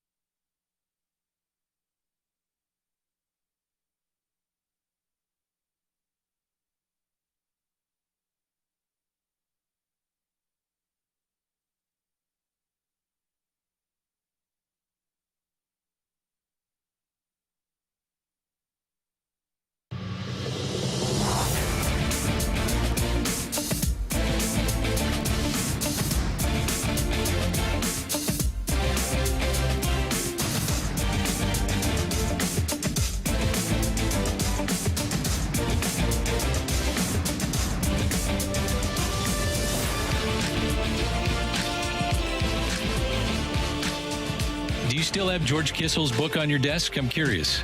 It's right there. I love it. Do you still go to it every night? I look at it. I leave it at the ballpark. I feel like Mr. Kissel would like to stay at the ballpark. But I look at it, yeah.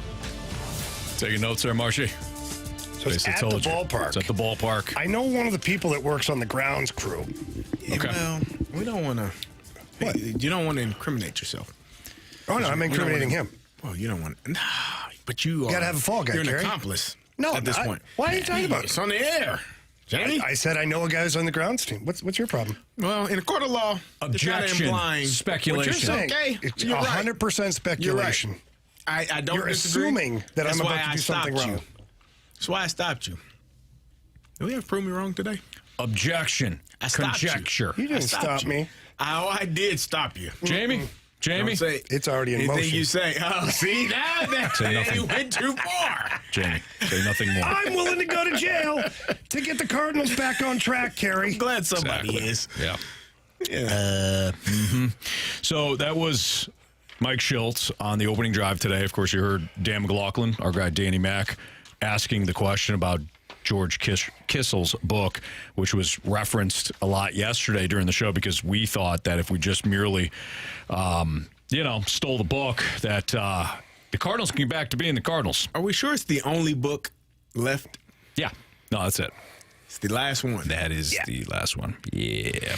Here's Mike Shildt again on the opening drive today with Randy Carricker, Dan McLaughlin, and Brooke Grimsley. Mike Shildt on balancing managing with your gut versus managing with analytics. And, of course, this is always a big topic of conversation with baseball fans. I think that's a nice blend. I mean, you're always looking for the sweet spot to make informed decisions that allow you to give yourself the best chances of success. And, the analytics they're valuable. I mean, for me, they crystallize, what you're either doing as an individual or as a team and or areas that what you're working on because you only have so much time and energy to invest in what you want to work on with, like I say, whether it's an individual player or, more of a team, big picture identity thing. And, it creates clarity that you're on the right track or you're not. And then you can adjust accordingly. But it's not like anything. Nothing's absolute. Nothing's foolproof. You got to understand when to use it too, and when it actually applies. That and this is the second thing I use. I look at it for its valuable is game decisions, and it allows you to make an informed decision. But sometimes you look up and you go, okay, this does make sense from the numbers, but in this situation relative to what we're seeing in competition right now with human beings, they have to make an adjustment. And so I use it. I think they're wonderful tools, and it allows you to have a more clear idea of how to put the whole thing together. Jamie, I feel like you and I are on the same page when it comes to analytics. Carey, less so with you, my man. Well, I do agree with analytics. They have a part, they have a role, but they are not the end-all, be-all in terms of what you should do in every single situation. I think that's what he's saying. Like, I talk about the analytics, the Chiefs scoring 2 touchdowns in the red zone versus the Eagles a couple of years ago because they knew on the same play, because they knew the analytics said that the Eagles would be in cover 1. We're going to run a route that allows us to score off of this based off of what we know they're going to do. Those are analytics. They have a role in sports. Yeah. When you use that solely to answer every single question, I don't agree with that. And I think that's what he's saying. There's a role, there's a part where you use it, and then there's a part where I have to trust my gut in this situation and not send Brandon Crawford up because he's 5 for 8 against Canaris. Well, it's funny that you take the shot at... What, Jamie? It's 5 years ago. Carey just... Carey just took the shot at Ollie. Here's Ollie all the way back in the offseason with Xavier Scruggs talking about analytics and managing more with your gut. People like saying, I hate analytics or old school versus new school. It's neither. It's, you're using a ton of information to help you make decisions that are sustainable over time. Right. And when you look at the game, you have to remember you're dealing with humans that have a heartbeat, that experience pressure and anxiety, and some handle the moment a certain way, some don't. So it's great to have this information, you use it. Right. But at the same time, all you're doing is applying it to what you know and your eyes see and your gut tells you. So when it comes down to it, yeah, I want as much information as possible. I want to be able to process it, figure out what works, what doesn't, what I like using, what I don't like using. But then you let your eyes see the game, and you know the personality of the player, and you know how they can handle certain things in certain situations. Right. So, yeah, you're not letting the numbers just run the game. And I think that's a perception that's out there. We're like, oh, the front offices are running the game. Yeah, that is the perception. I can tell you right now, I've yet to have one person from our front office come down and tell me what I should have done in a game or how to run the next game, or like that's not how we operate. I can tell you that in St. Louis.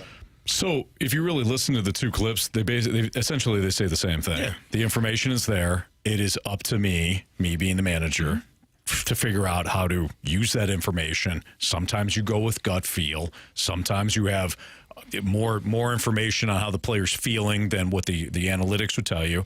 Sometimes you just go straight up with the numbers. They just make the most sense. If you listen to the two, I think that's how managers typically operate nowadays in baseball. I think they operate just like Ollie described and just like Mike Shildt described. Well, and it's not all that weird to have those two guys saying the same thing. They're on the same staff for a number of years. Right. So good point. You know what I mean?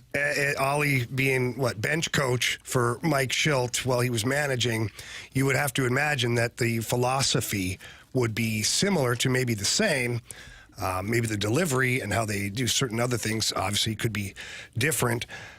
I just think that it's a weird situation because people here in Cardinal Nation, and we get them all the time on the text line, even in the Snake Pit, and people walk up to me and they call Ollie Mo's puppet. Right. Ollie couldn't have been any more clear in that audio that that's not the case. Now, he might just provide me with whatever lineup there is or roster, but based upon what Ollie's saying, and that's all I can go. I can't say anything different. Yeah. Ollie's saying that they're not down there. They're not in his office. They're not bugging him. They're not telling him who to play and when to play. So I don't know if that works for or against Ollie at this point. Right. It puts him in the crosshairs if things don't go right with the lineup, with whatever the management is required throughout an entire game. You have basically said these are solely my decisions. No one's coming to tell me post game, pre game, mid game who to do. Who to put in, where to put them, any of that. Yeah. So it's putting the onus on him. And when it's going well, you take all the credit. When it's not, you take all of the blame. And I think that's essentially where Ollie is right now in his tenure as a manager.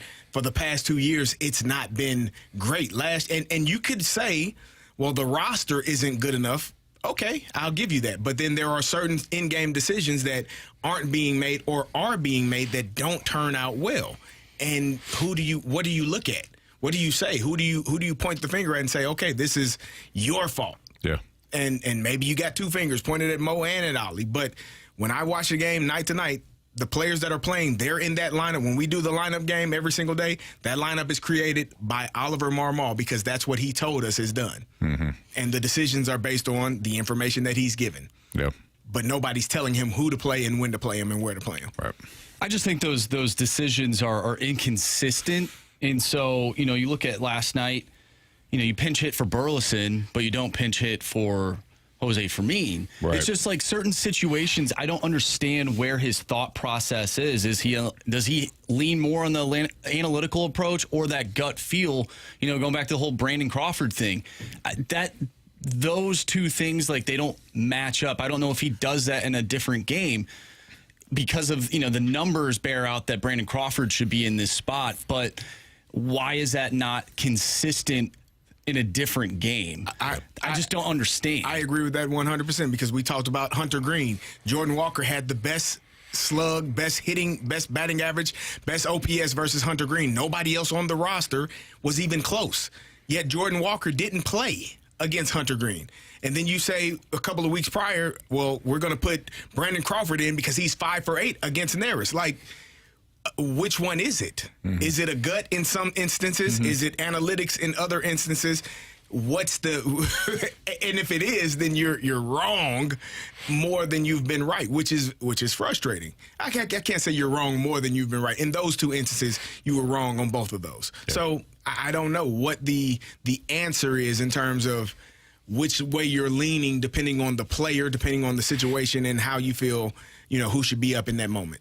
All right, we need a new Gauntlet contestant. So if you want to play in the Gauntlet, 314-399-9646 is the Air Comfort Service text line. Feel free to text in the word Gauntlet. You have an opportunity to take on one of the four of us next.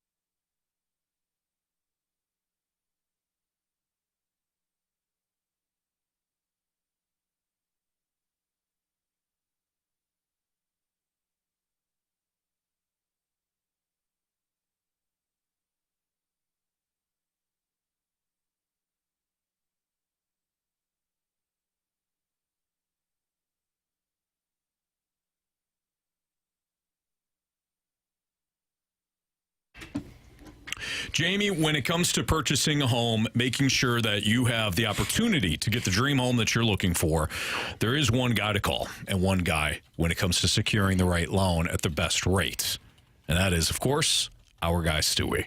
How many times have you reached out to him looking for just merely information and walked away thinking, man, this is the perfect person to have in the back pocket? Yeah, it is. And if we just isolate purchasing a home, there's so many things that can happen during the purchase of a home that can go wrong.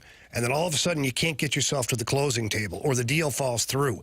Stewie wants to prevent all of that from happening. He's got his creation, the bagel loan too as well. If you want to use it for refinancing or purchasing a home, it's where you borrow $200,000 or more. And there's no underwriting fees, no appraisal fees, no title fees, no lender fees, and no closing costs. And sometimes get you closed in as quick as 10 to 14 days. So Stewie really should be your first phone call, and it's easy because here's his personal cell phone number, 314-324-4440. Again, that phone number is 314-324-4440. Give him a call, give him a text, anytime, anywhere. Tell him that Anthony and Jamie sent you in. But if you can't remember that number, it's pretty easy. Anthony, what can you do? You can always Google the bagel loan. NMLS number 226715.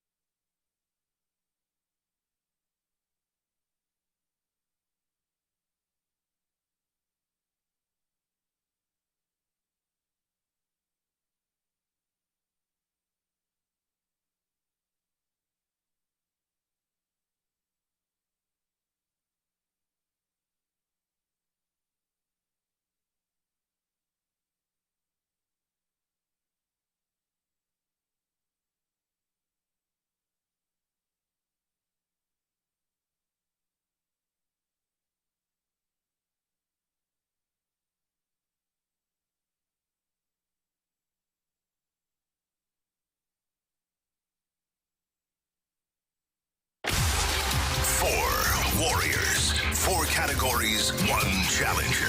Can you survive the Gauntlet?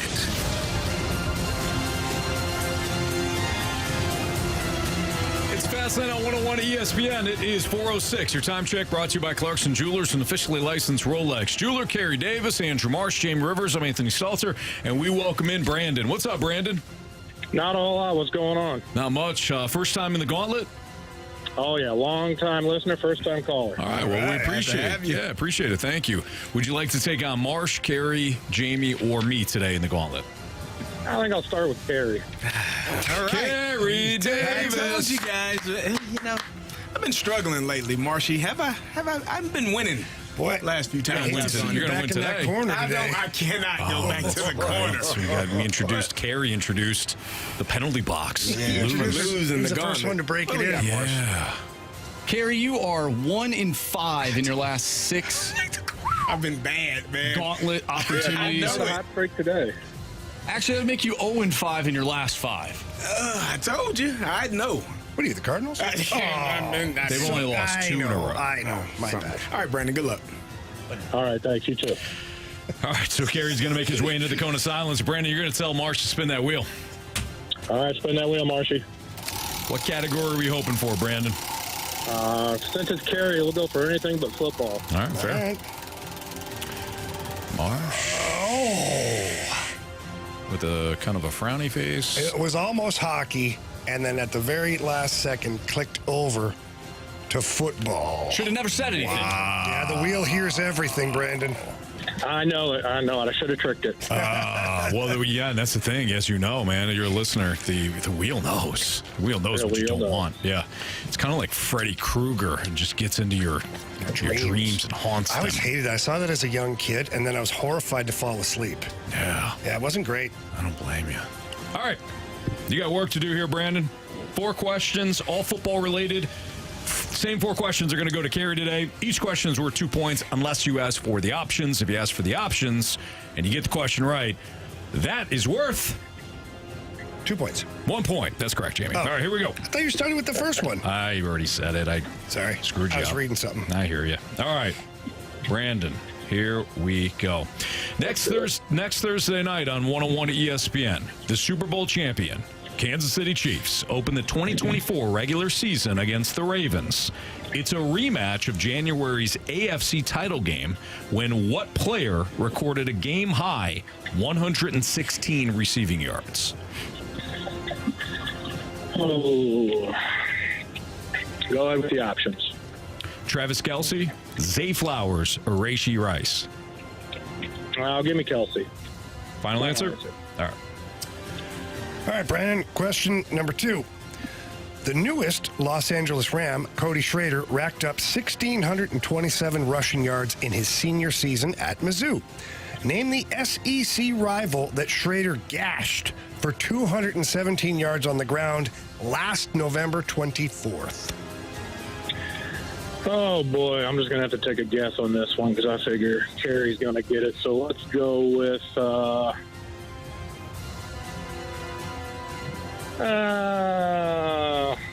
let's go with Georgia. Final answer? Final answer. Question number 3. Where do the Detroit Lions play their home games? Go with Ford Field. Final answer. And finally, Brandon, one of this weekend's marquee college football matchups pits Notre Dame versus Mike Elko's Texas A&M Aggies. Can you tell us the ACC program that Elko took over before the 2022 season? Not without the options, I can't. All right, fair enough. All right, here we go. SMU Mustangs, Pitt Panthers, or the Duke Blue Devils? Let's go with final answer. Did you say Pitt? Yes, I did. All right. Let's bring back Carey from the Cone of Silence. Brandon, I know you didn't want football today, but how you feeling? Oh, pretty terrible. Pretty terrible. Okay, all right. Well, we'll see. Carey, like we mentioned, Carey's on a bit of a slide. Don't worry. He's gonna stop that today. All right, well, we'll see. What were you jamming to, Carey? A little REM, Losing My Religion. Wow. That's me in the corner. That's me in the spotlight. Mike Ryder's very creative when it comes to that. Okay. All right, Carey. Well, pack a lunch. Oh, goodness. The wheels smiled upon you today. Okay. It is football. Okay. Are you I ready? don't think it matters. All right. Here we go. Ready. Next Thursday night on 101 ESPN, the Super Bowl champion Chiefs open the 2024 regular season against the Ravens. It's a rematch of January's AFC title game when which player recorded a game-high 116 receiving yards? Is it Travis Kelce? I think he had a really good game. Travis Kelce, final answer. Question 2. The newest Los Angeles Ram, Cody Schrader, racked up 1,627 rushing yards in his senior season at Mizzou. Name the SEC rival that Schrader gashed for 217 yards on the ground last November 24th. Trying to think when that game was. I want to say Tennessee. You said SEC, correct? I did. All right, give me Tennessee. Final answer. Tennessee. Question number 3. Where do the Detroit Lions play their home games? Oh, the name of the stadium? Detroit. No, you want the name of the stadium? Please, sir. Oh, it used to be Pontiac. I'm going to know it when I hear it. Oh, goodness gracious. Motor. You motor boating. I almost. You motorboat. Yeah, give me the options, please. Options are U.S. Bank Stadium, Ford Field, or Paycor Stadium. Ford Field, final answer. Ford Fast Lane Field. Okay.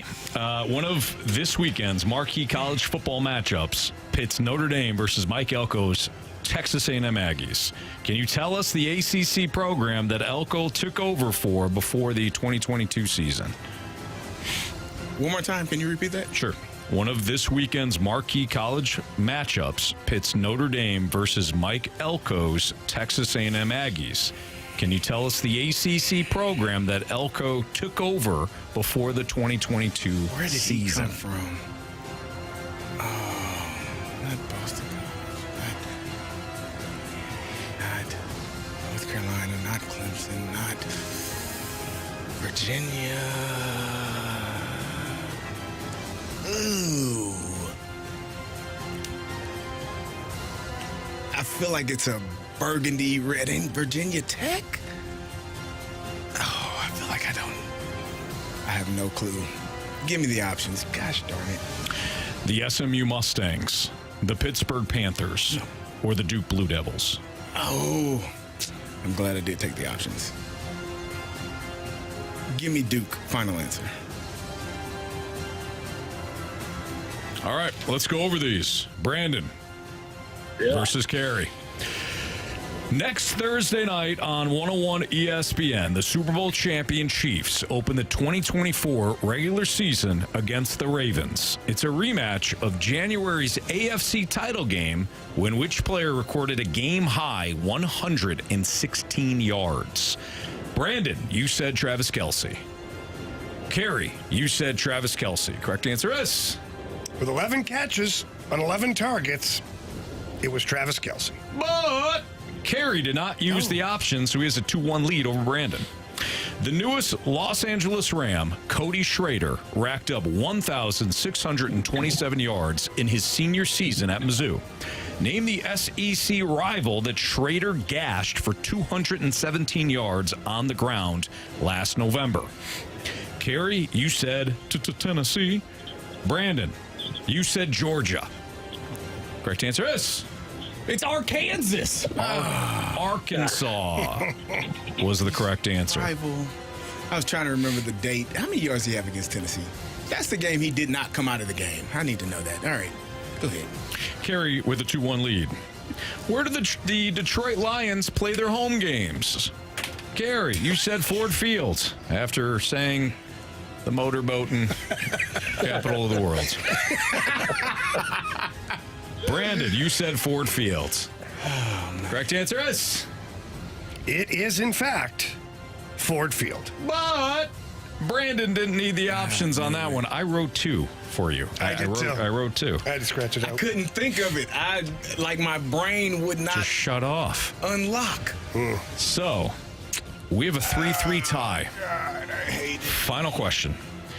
One of this weekend's marquee college matchups pits Notre Dame versus Mike Elko's Texas A&M Aggies.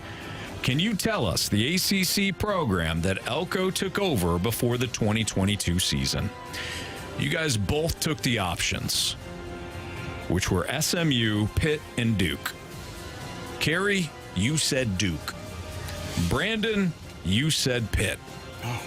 If it's Pitt, Brandon wins. If it's Duke, Carey wins. If it's SMU, well, we're going to a walk-off. Brandon. You have chosen poorly. You lose. It was. Carey's gonna have a heart attack here. It was Duke. Carey wins 4-3. Brandon, look, it was a battle, man. It was a battle. You did well. I'm just trying to get Carey back on the right track. I appreciate it, Brandon. You're a heck of a guy. That was real nice. Sorry, Yeah, it was real nice. I apologize. Brandon, thanks for listening. Thanks for playing today. All right, guys. Thanks. Good job. That boy, Carey. I was had to get out of that. You made it nice and interesting. Oh, did I? I couldn't think of Ford Field for anything. I was like, the Pontiac Silverdome. It's like Tiger Stadium. 40 years ago. Joe Louis. Joe Louis Arena. Little Caesars. All right. Nice job, Carey. You snapped the streak. You ended the skid. I did not want to go to that corner. No. It's rough back there. Good on you. All right, 101 ESPN has her shot to score a pair of lawn tickets to Sammy Hagar's sold-out show on August 31st at Hollywood Casino Amphitheater.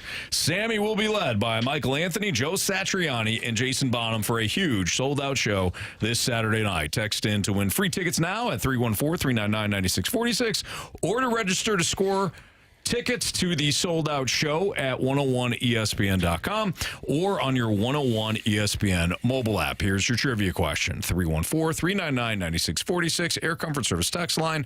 What band was Carey listening to before he entered the Gauntlet today? What band was he listening to in the Cone of Silence? If you have that and you're the 101st texter, you're going to go see the sold-out Sammy Hagar show this weekend.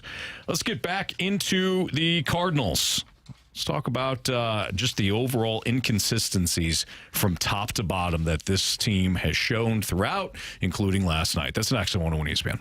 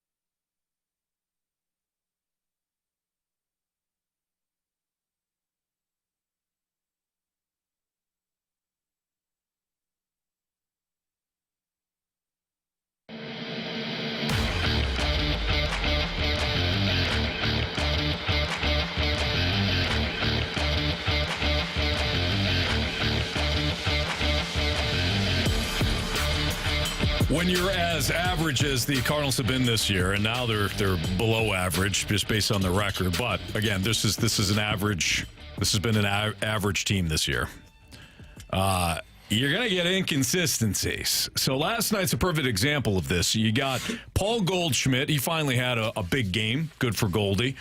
Hit his 20th home run last night. Had a 3-for-3 night. But others have faltered in the lineup, and as we know, Goldie hasn't had the best season. Ollie Marmol last night pinched hit for Alec Burleson with a 1-run lead in the 6th, but did not pinch hit for Fermin in the 7th, down 1 with a runner on. So his decision-making, again, inconsistent. Front office, DFA'd Sean Armstrong earlier in the day. Why do we care about Sean Armstrong? Well, that was a reliever you got from Tampa in exchange for Dylan Carlson, a one-time top prospect who Mo said you couldn't pry him out of my cold, dead hands. Organization, top to bottom, franchise inconsistency.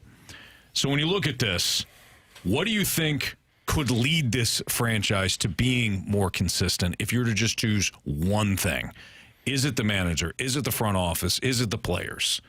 If you're just to choose one thing. Yeah, I'm going to go front office with this one because I just feel like this is, it's like the recycle symbol. Mm-hmm. You're just going spinning and you're just repeating the same stuff for the last handful of years. Like, get some older guys that you can kind of get on the cheap, maybe sprinkle in a young guy, grab a recycled pitcher, and we're going to be better.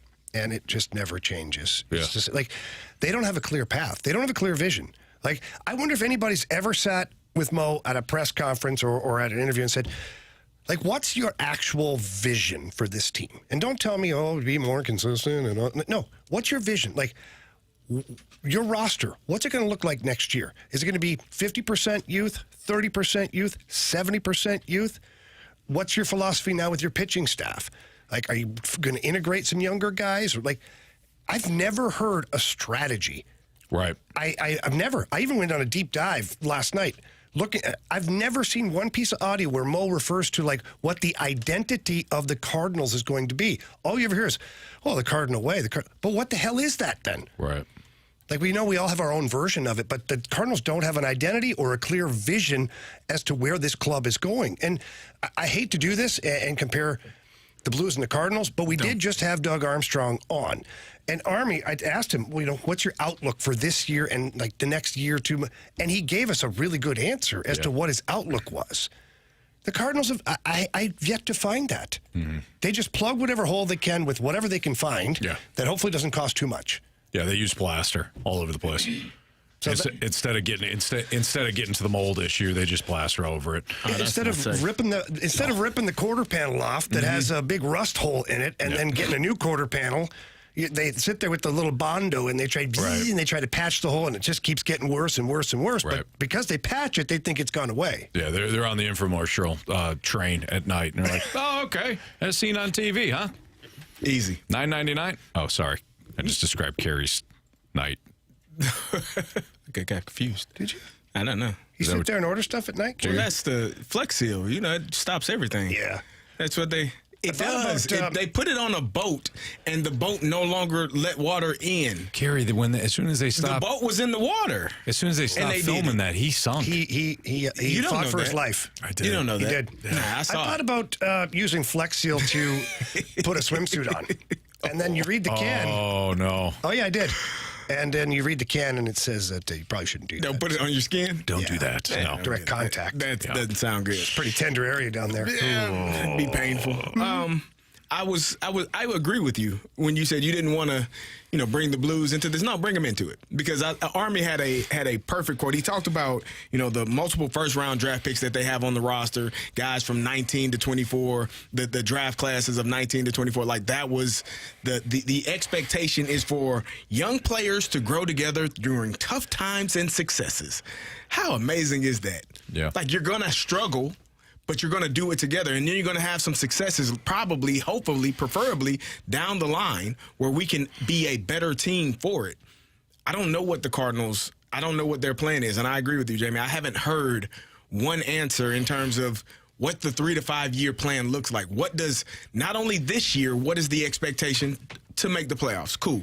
What does it look like in 3 to 5 years? Hell, what does it look like in 1 to 2 years? Yeah, what does your roster look like 3 years from now? When Nolan Arenado is off the books, when Paul Goldschmidt is no longer on the roster, what does it look like? What are your plans for that? Because you cannot solely go year to year trying to flex seal, patch things up, because as you just said, Anthony, the damn boat sunk. We just didn't see it. Exactly. It's really just it's a TV thing. Well, I thought it worked, and clearly they do too. Yeah. Yeah, no. I want my money back now. I bought all this flex. I did use the flex seal one time, not for a swimsuit. I thought about it. That was a bad idea.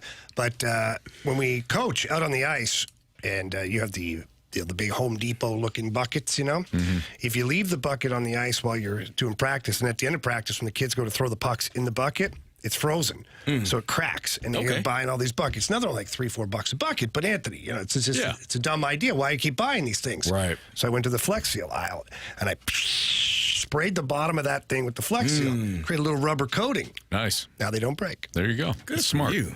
That's smart. You used Nice the right job. way. All right, speaking of that's when I got the idea. A smart man, we're going to talk to Brad Thompson next. BT, 2006 World Series champion. Our weekly chat with Brad is next here on 101 ESPN.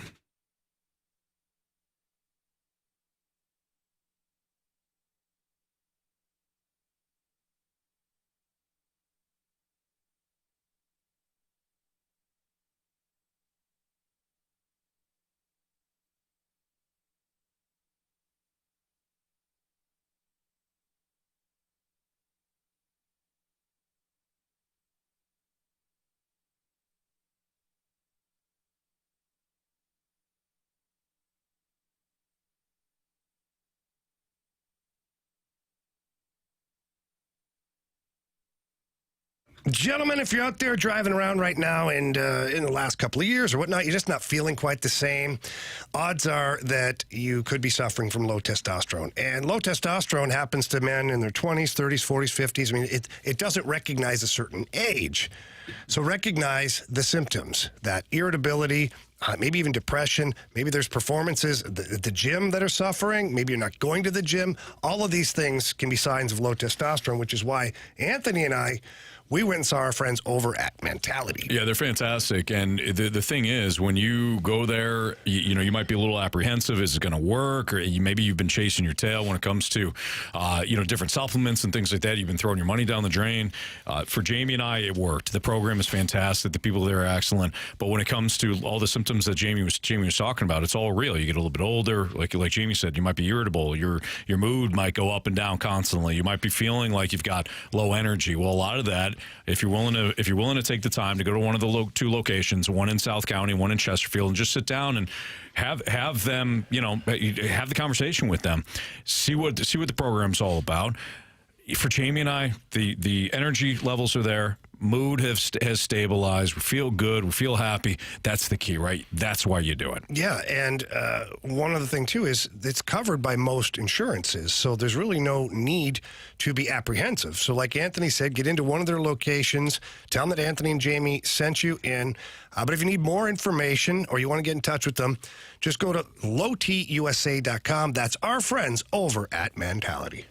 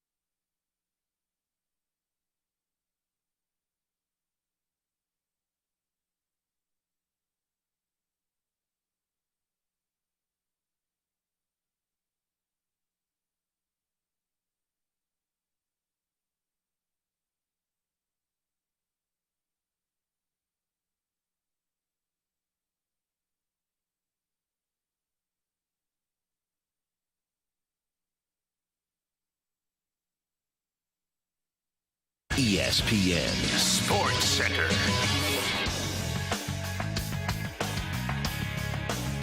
I'm Andrew Marsh. It's time for a Sports Center update brought to you by Saliga Heating and Cooling. The Cardinals lose last night by a final score of 7-5 to the San Diego Padres. A chance tonight for the Cardinals to get into the win column with Andre Palante on the mound going up against Joe Musgrove. First pitch is at 6:45. We are going to be joined by our pal Brad Thompson. He'll break down your St. Louis Cardinals. We'll get into that next right here in the Fast Lane. I'm Andrew Marsh, and the Sports Center update is brought to you by Saliga Heating and Cooling, an independent American Standard heating and air conditioning dealer.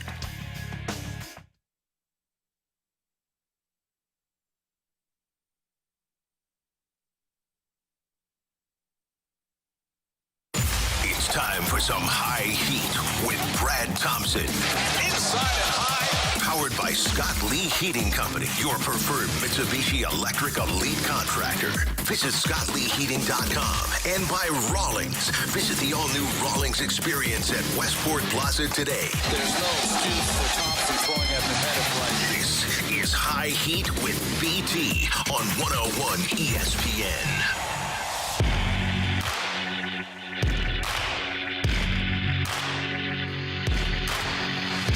It's the Fast Lane on 101 ESPN. Carey Davis, Jamie Rivers. I'm Anthony Stalter. Let's head to our 101 ESPN Celebrity Line. We're going to talk to our guy, Brad Thompson, 2006 World Series champion. Of course, you can hear him each and every night when the Cardinals play on Bally Sports Midwest. What's up, BT? What's going on, fellas? How we doing today? Good. Yeah, no, good. Good. Yep. That's great. What's going on in life, Anthony? Let's talk about that. Life is good. World? Kids are back to school. Yeah, that's nice. Get a little time for yourself in the morning, you know? Sure. Yeah, absolutely. Hey, Brad, why would they, You know, what grade is Killian in now? He's a first grader. Yeah, he's grown up. First grade. Yeah. My goodness. I mean, he's going to be learning Spanish in no time. No time, man. No time. Yep. Lincoln started preschool. Hey, why did they DFA Sean Armstrong when they traded Dylan Carlson from him? Yeah, look, this is one. It sucks for Sean Armstrong, and I'd rather talk about finger painting. But this is one, and Anthony, and that's more of your hobby, more so than things that your kids would be. No doubt. Yeah, I love it. Yep. It sucks for Sean Armstrong, obviously, because he was throwing the ball very well for you at this point. You knew that they were going to move Dylan Carlson, right? I think that you got to the point where you were going to move him. You needed to move that piece. You were going to add whatever you were going to add at the trade deadline. I don't think it really mattered. I think you were trying to move him. And it came down to, yet again, a roster crunch, man. Riley O'Brien, you guys remember, we talked in spring training. He was the talk of spring. This is the guy that everybody wanted to see, and everybody was so excited for him to be a part of things. He's coming out throwing 98-mile-an-hour sinkers with wipeout sliders. Then he pitches in one game, and he gets hurt for the bulk of the season. And whether you did this to Armstrong today or yesterday, or you did it when Matz comes back or Lynn comes back, it looked to be that Sean was probably going to be the odd man out. And it's unfortunate for him. They have some younger guys that they'd like to keep a hold of and keep on this roster. But they also gave him the opportunity when you release him before September to catch on with another contender. So you're almost like if you were going to do it anyhow, which their mind was made up they were going to do it, I think you're almost doing the guy a solid by letting him go beforehand so teams have an opportunity to see if he can fit into their little matrix before September rolls around. But it's a tough look for the organization, unfortunately, to have such a high prospect like Dylan Carlson as he once was. And obviously I understand what he was before he was traded. But it had to have been a really tough decision. Well, I'm sure it was a very tough decision to just what you're saying, the perception of it, right? They're very keenly aware that didn't look good. That you had a guy that was a first-round pick, and you trade him, and then you release the guy. Like, they know that. But you also, we talk oftentimes, Anthony, we talk about that whole, sunken cost fallacy. It's like, he's a first-rounder. Well, you gave him a lot of opportunities, right? He had plenty of chances. And it just didn't happen in your uniform. And I wish Dylan all the best, and I believe him to be a talented young man. I hope it clicks for him. but it was time to move on, and you had a different outfield mix that you wanted to end up running with. So, look, the optics, there's not too many things optically that are running in the Cardinals' favor, Jamie, at this point, right? True. Where it's just like, wow, well, that looks good, that looks good. So, like, optics be damned at this point. It's what do we think is going to set us up for the future, and what is going to help us win games, and what maybe, and Riley O'Brien's a great example of this, like, what gives us a glimpse of down the stretch with him, and then potentially for next year, what do they want to do with him? So I think that, honestly, them making that move with Armstrong should tell you even a little bit more than like they're not worried about the optics of it. They're worried about trying to piece these things together and maybe put out the best product of whatever they have right now. It's not a good product. We know that right now. You're talking about the future and the optics. There are two players that I think have been worth the price of admission, and that's Victor Scott II and Mason Wynn. What have you seen from those two young players and just how outstanding they've been doing so far this year? Look, we talked about Mason Wynn all season long, Carey, and you know this. I mean, he's definitely the most improved Cardinal. He's one of the best young shortstops in all of baseball. He's hitting .284, and last season it didn't look like he was going to be able to hit it all at the big league level. He's third in average among rookies. He gets on base at a high clip. He's tough with two strikes. He does everything you want, and oh, by the way, he changes every single game defensively. He's been amazing. And now Victor Scott II comes back in his second tour in the big leagues when Michael Ciani gets hurt, and he is a different hitter for sure.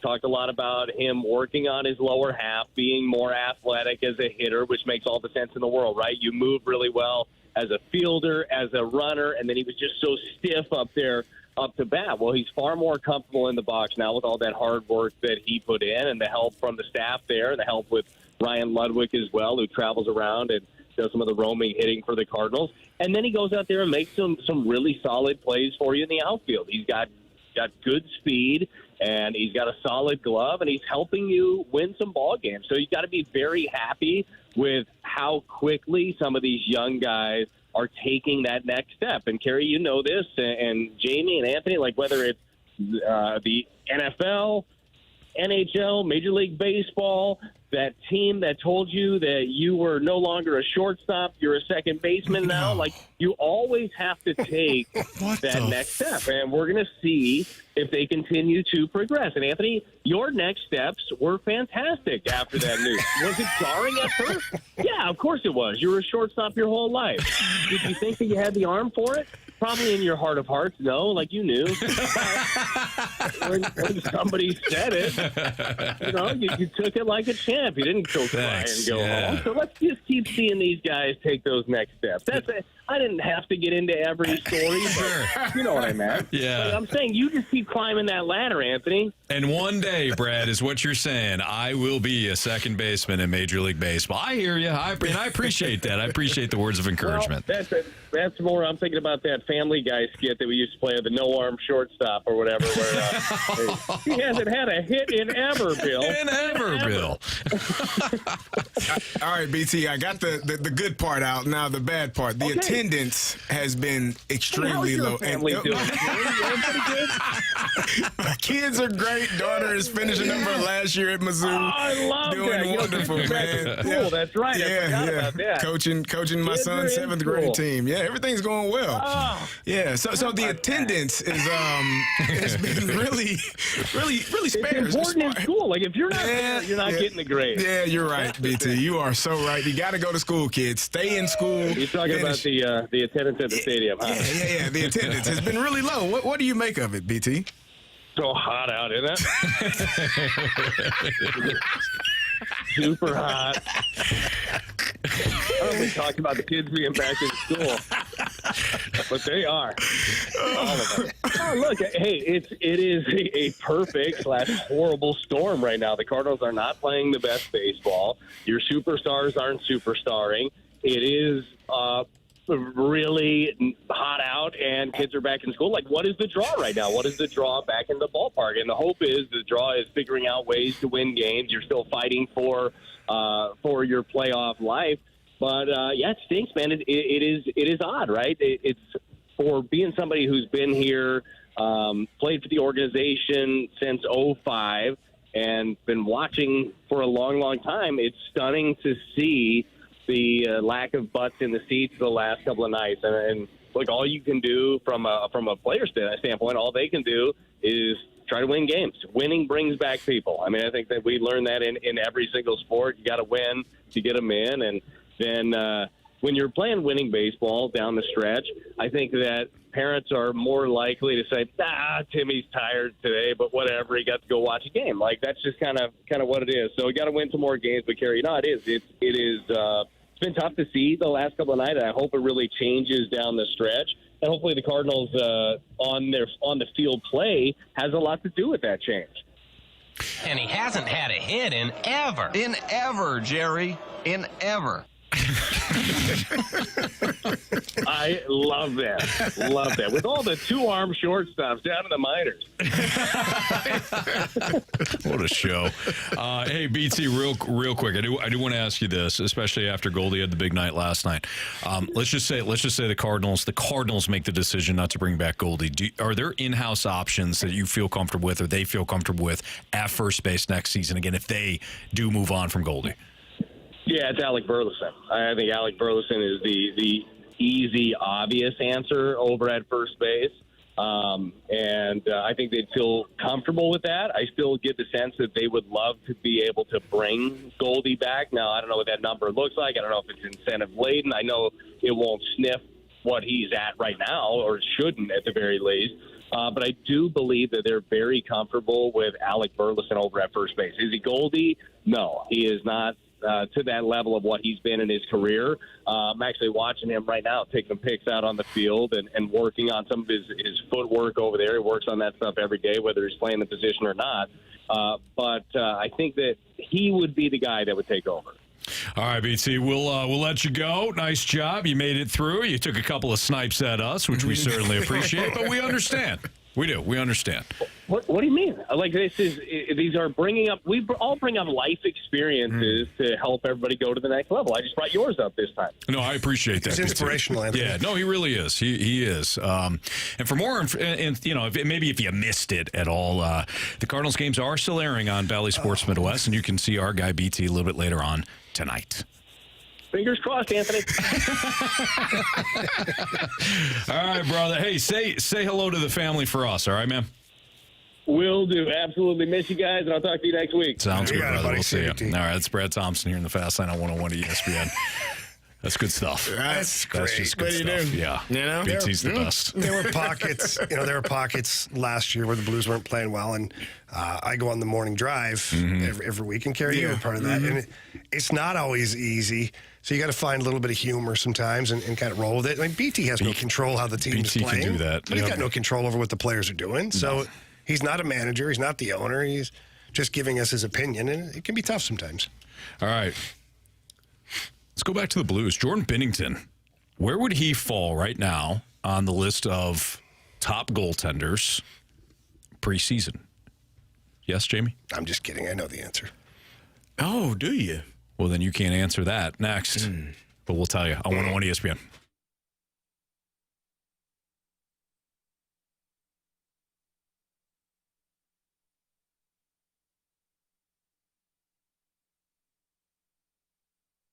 Hi, it's Randy Carricker for my friends at Golf Discount of St. Louis, the only golf store that I count on to help me with my golf game. They have all the top brands in golf, always at the lowest prices. Each location is staffed with expert club fitters and associates with decades of golf industry experience, making Golf Discount of St. Louis the best golf retailer in town. Now with 3 convenient locations, O'Fallon, Missouri, South County, and I'm excited to announce their brand new location is now open in Edwardsville, Illinois. It's the place to be for all your golf needs. Golf Discount of St. Louis. Went to the Missouri Athletic Club today. Saw a lot of the people that I've come to know over the time, including shout out to Paul. Paul does a great job of running the trainers, and he's a personal trainer himself. The Missouri Athletic Club. One of the many features that it's great to when you head down there. You know you're going to be taken care of as a club member. But they have various things going on. Whether you want to just play pickup basketball or get personal training or involve yourself in any of the different athletic clubs that they have. The Missouri Athletic Club always has something going on. And when it comes to the downtown location, they've got different speaker series that they run each month, and they have events going on all the time. Some, upscale, swanky events that are fun, or just some stuff for the family as well when it comes to around the holidays. That's my MAC, Missouri Athletic Club.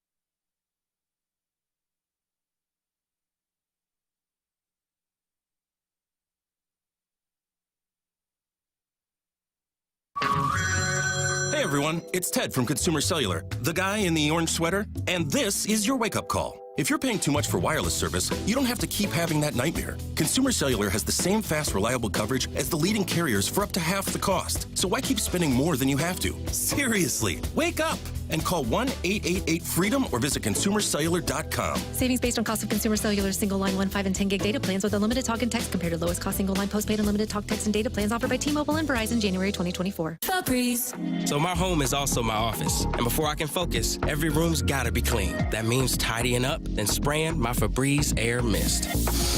Ooh, that's fresh. Febreze Air Mist scents are all high quality. They fight any weird funk, and they give my air an instant boost of freshness. So not only does my home smell good, I feel good too. After I Febreze, it's time to start my day. Breathe happy, Febreze, la la la la la.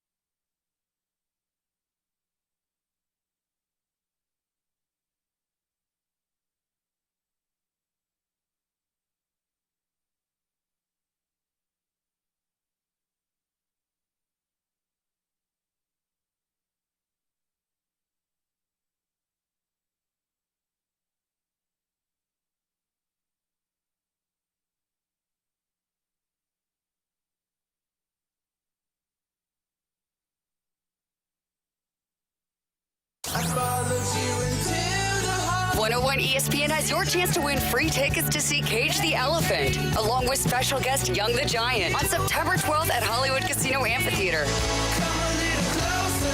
Find all the ticket details and find that chance to win those free tickets for Cage the Elephant right now, either at 101ESPN.com or on your 101 mobile app.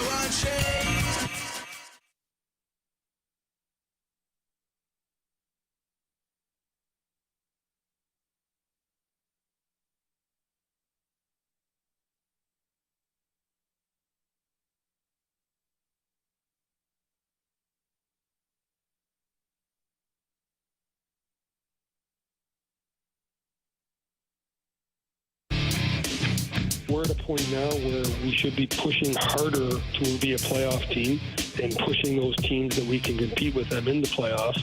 And we can all say that. Now we have to go out and do it. I think we start with one of the better tandems in the league, certainly in the top third in Hofer and Binnington. That gives us a chance every night. Our defense is a little bit bigger, a little bit quicker. Our forwards are fast, but you don't win games on paper. You guys both, everyone there knows that. You win them on the field or on the ice. That was Doug Armstrong, who joined us earlier today here in the Fast Line on 101 ESPN. If you missed any of that, you can download the podcast available at 101ESPN.com, your 101 ESPN mobile app, or we've got the entire interview that will be posted there if you just want to listen to that. It's all brought to you by Dallas Star and Auto Centers. So the dailyfaceoff.com ranked the goaltenders top 25. They did this like high noon, weighted 3-year average, blah, blah, blah, blah, blah. If I read the whole thing, it would go one ear and out the other. What you want to know is, where does Jordan Binnington rank? And that would be 10th. Jordan Binnington, 10th. He's a top 10 goaltender, according to the Daily Face-Off and their high noon ranking system. Whatever the hell that is. Yeah, no, it's a bunch of random stuff, but it does take into consideration, making saves that should have been goals. And it's just like baseball when Victor Scott makes those unbelievable catches, and they talk about, wow, the probability of that was, 5% to make the catch, but here he goes, he made the catch. Right. It is a little bit of a deep dive in analytics, but there are certain areas on the ice or certain saves that a goalie makes that are basically they're huge saves where there should have been a goal, but it isn't. So Jordan Binnington, as we know, he's had a lot of those saves, especially last year with the Blues. And what's interesting is in 2022, they had him ranked 18th. Mm-hmm. And then it wasn't a great year. The team wasn't great. Binner had a so-so year. So the following year in 23, he was 24th. And now he's back to being up, is ranked 10th. As far as the top 25 goaltenders are concerned. So it's a big jump. It was the biggest jump of anybody on the list. It was a plus 14 jump. The closest one to him on that was Carter Hart, but he was, he had to leave for other reasons, but the Flyers had to waive him. And that's it. Everybody else, the other ones are like plus 3 for Connor Hellebuck. You got some goalies. Marc-Andre Fleury was a minus 11. He's at 22 as far as goaltending is concerned. So it drags us back to one of the most important parts of the Blues is that they have a great tandem. Yeah. They've got Jordan Binnington, who by this model is ranked 10th in the NHL. That's just this model. But you also have the eye test and what we saw last year, what he can do. And we also have recent history of any playoff series he's been in, just how good he has been for the Blues. If for some reason things go sideways in any capacity, you still have Joel Hofer now. Yeah. And is Joel Hofer ready to take on number one goalie role? To be determined, but you don't have to worry about that. He doesn't need to. Exactly. You don't have to worry about that. It's like if you have a young pitcher for the Cardinals, Tink Hentz or Quinn Matthews, let's say they're on the roster next year, they don't have to work. You don't have to have them be your number one. Yeah, you keep their asses in the minors. Or you trade them. One or the other. But no, it's good for Binnington to be back in this category. The Four Nations Cup is coming up where they're going to have United States and Canada and Sweden and I believe Finland as well. And, Jordan Binnington is probably going to be part of that tandem. And I would expect Jordan Binnington to be in the very serious discussion to be on the goaltending crew that would be representing Canada at the next Olympics. So he's on the right path, man. As he's getting older, he's not fading. He's actually fine-tuning his game. And the little things that he needs to work on, he's hyper-focusing on those. And you saw a big difference last year. I was going to ask, with him, he played outstanding last year and made a lot of great saves. How much better is he with better defense in front of him? Like, how much does that improve? And can he even be, higher than 10th at the end of the season in terms of best goalies? Carey, I'm going to take you, jump into the hot tub time machine. Okay. Okay. We're going to go back to 2019.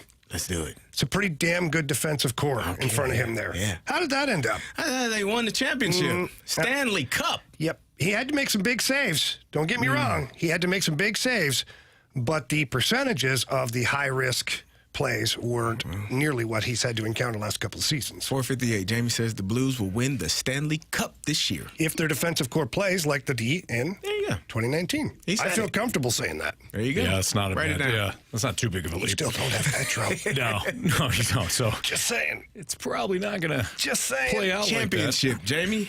You said it. I like it. But, Carey, you said when's it? No. He has a good defensive core. Let's do it. I'm just being honest. And I'm I don't think excited. the defensive core is at the level as, obviously, I know it's not at the level of 2019. Let me rephrase. But Army did what he thought he needed to do. He's got the cupboards filled with defensemen now. And, even one of the brighter spots, Lindstein, who I think can project to be, an unbelievable defenseman in the NHL. He's not even scratching the surface yet as to what he can do. We'll see how he plays at camp, but I think the plan for him is to play another year over in Sweden in their top league against some of the most talented players there, and then have him come across the pond to fight for a spot on the roster. Meanwhile, your roster, you already have 10 defensemen under one-way contract. So Army's doing a good job of restocking an area of need. All right, we have our Sports Six-Pack next. So if you have a question, you can send it into the Air Comfort Service text line at 314-399-9646. Sports Six-Pack next.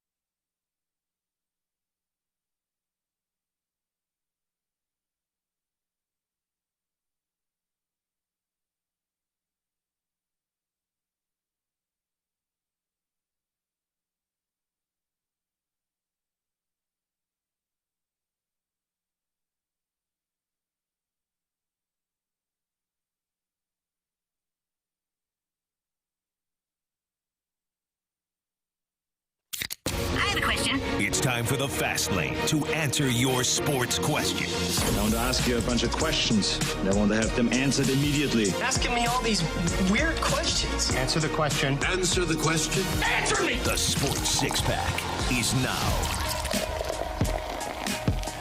All right, time for the Sports Six-Pack here in the Fast Lane on 101 ESPN. 314-399-9646 is the Air Comfort Service text line. So if you have a question, send it there. Carey Davis, Jamie Rivers, Anthony Stalter, 504, your time check. Brought to you by Clarkson Jewelers, an officially licensed Rolex jeweler. Question 1, please, Marsh. Question number 1. From the 417, do you think the number crunchers actually watch the players, or are they relying too much on numbers and not enough on the eye test? They can't be watching these players. I'm sorry.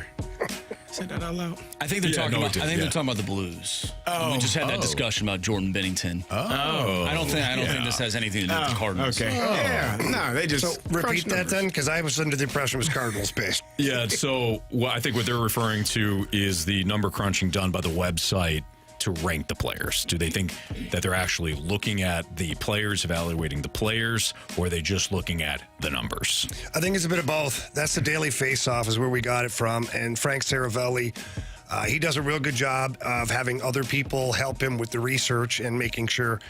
So it is not just analytically based. I think that they're looking at a multitude of things when it comes to that. So I think, listen, to have him in the top 10 right now, I think is somewhat accurate. You know, you look at, do I think he could be a little higher? I do. When I look at some of the goalies ahead of him, I think that he's better than a couple of those guys. But he doesn't have the playoffs the last couple of years. The team finished out of the playoffs. So you also have to take that into consideration, too. So I think it's a very fair rating, and I think that Jordan Binnington, I still believe in him. I've never stopped believing that he was a good goalie. I think he's going to have another really good year. Question number 2. From the 314, how many Blues will score 30 goals next season? How many Blues will score 30? Well, let's see. Kyrou, Thomas. Well, hang on, Anthony. Okay, fine. You do it. No. 30. What did we have last year get to 30? Trying to recap it here. So Thomas got 26, Kyrou got 31, and I think Kyrou was the only 30 goal scorer on the roster last year. Neighbors at 27 with Buchnevich. I think Kyrou gets there. Yeah. I think Thomas can get there. So I would say you have the potential of 3. Buch, Kyrou, Thomas, and a lot of that will depend on the success of the power play as well. Jake Neighbors, it'd be easy to say, well, I think he's going to do it too because he had 27 last year. But, you know, he also had a really great year, and I think we're all still trying to figure out if that number is to be able to do it again, or if that was just a bit of an anomaly. Yeah. Yeah, I think there's potential of 3. Question number 3. From the 314, what will the Cardinals do with Jordan Walker and Nolan Gorman? How do they fix these guys, or do they trade them? They were to be the cornerstones of the future of this lineup, and now they are huge question mark. What went wrong? There's like 5 questions within that one question. So we're talking about Jordan Walker and Nolan Gorman specifically. Here's what I would do. I'm not a scout. I haven't been pouring in the time with these guys, so far be it for me to say what the Cardinals should be doing with their own players. Okay, so this is just my opinion. I would play them. I would play them the majority of the season. And a lot of people are like, well, and this has been thrown back in my face, and I get it. Nolan Gorman has had his opportunity. He failed with them.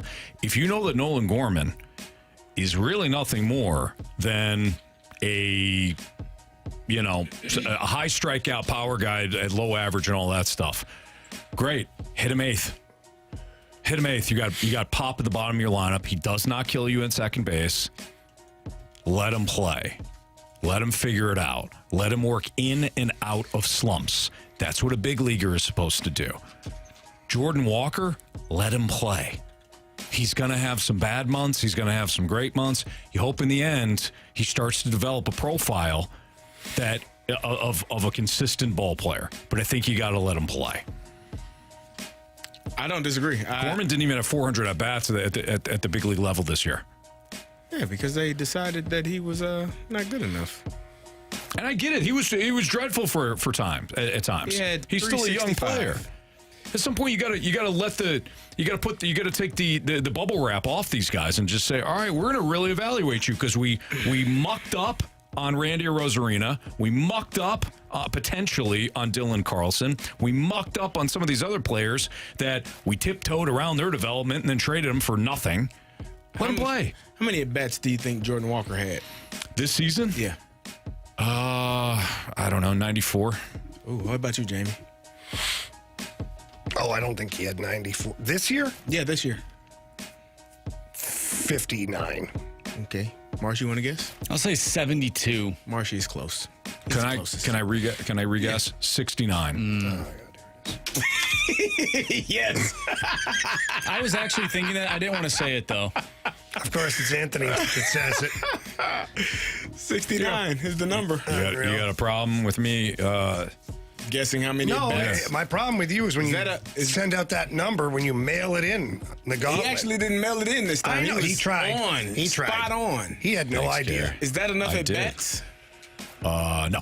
To know if a player can do their job efficiently? It's typically about 300 at bats, so that kills my Gorman argument. But my thing on him is you already know what the hell he is.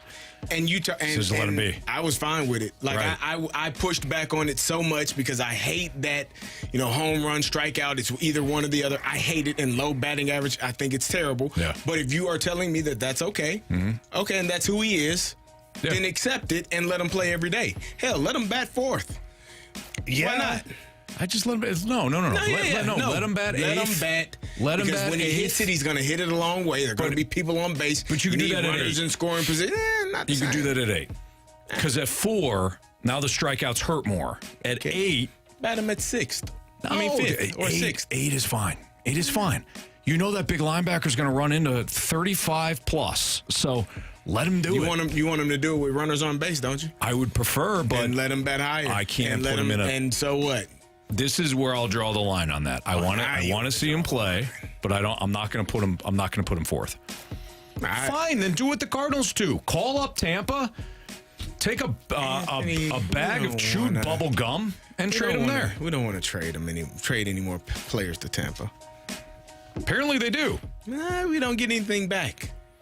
You do. You just don't keep it. Oh, well, but here's the deal. Here's the deal. When you're somebody else's farm system, you're not expecting to get something, but you just give them something. Oh, I don't like how and that you're sounds. the Tampa Bay Rays farm system. So that sounds congratulations. You've ruined this, Cardinals. You've ruined it for everybody. Question number 4.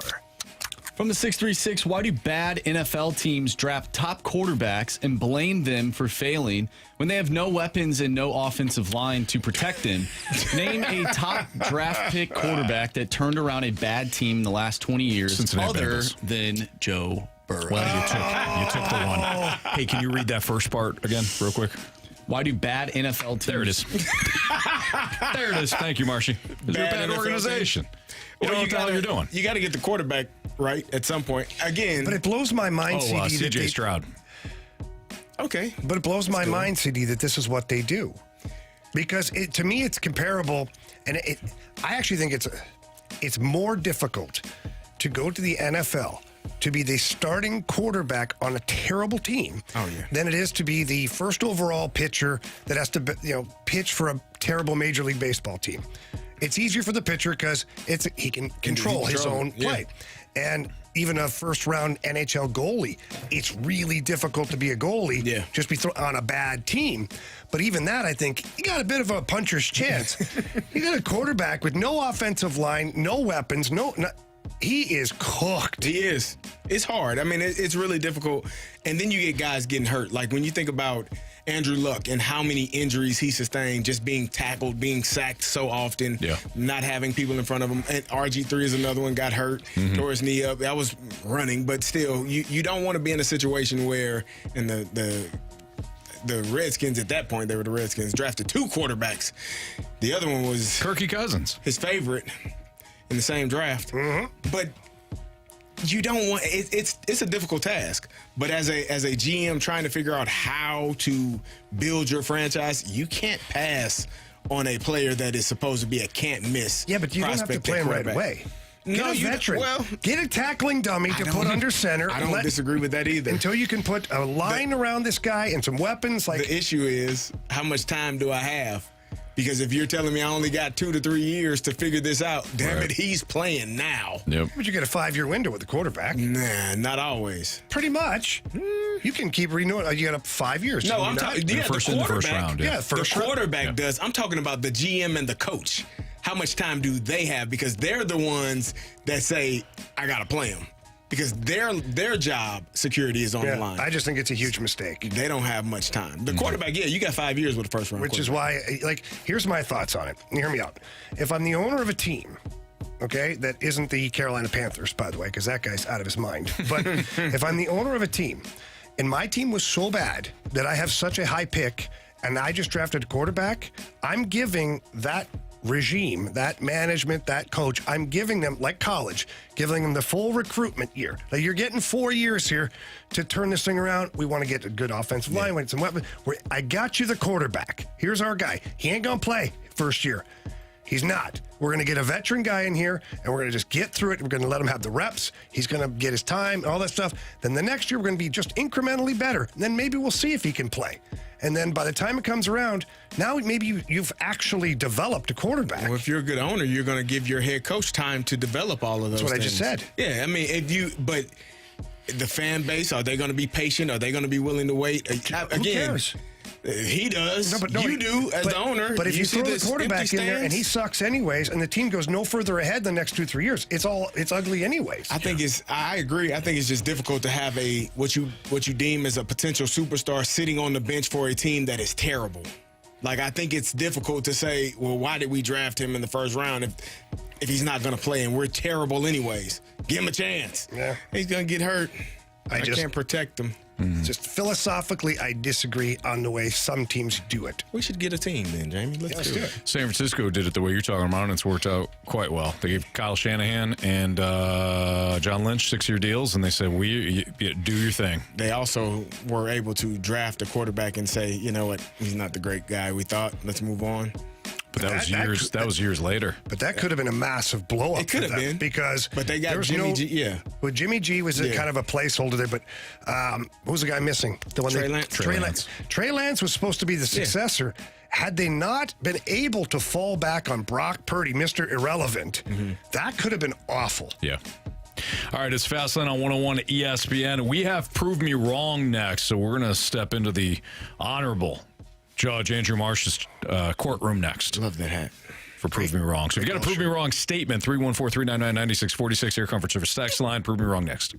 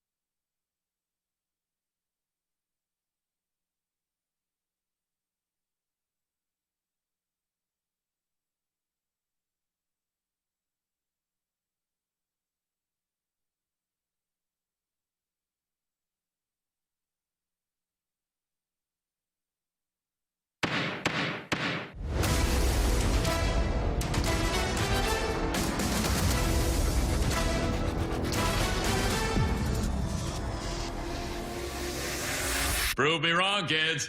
Prove me wrong.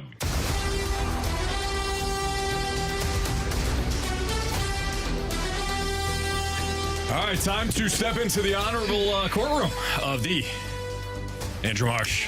Good luck, Jamie. Good luck, Carey. Do well. Good luck, you guys. You left me hanging. You didn't see me. Oh, I didn't see you. Sorry about All right, no problem. All right, so this is my bad ear. That's good. Is that the bad ear? I think they both might be bad.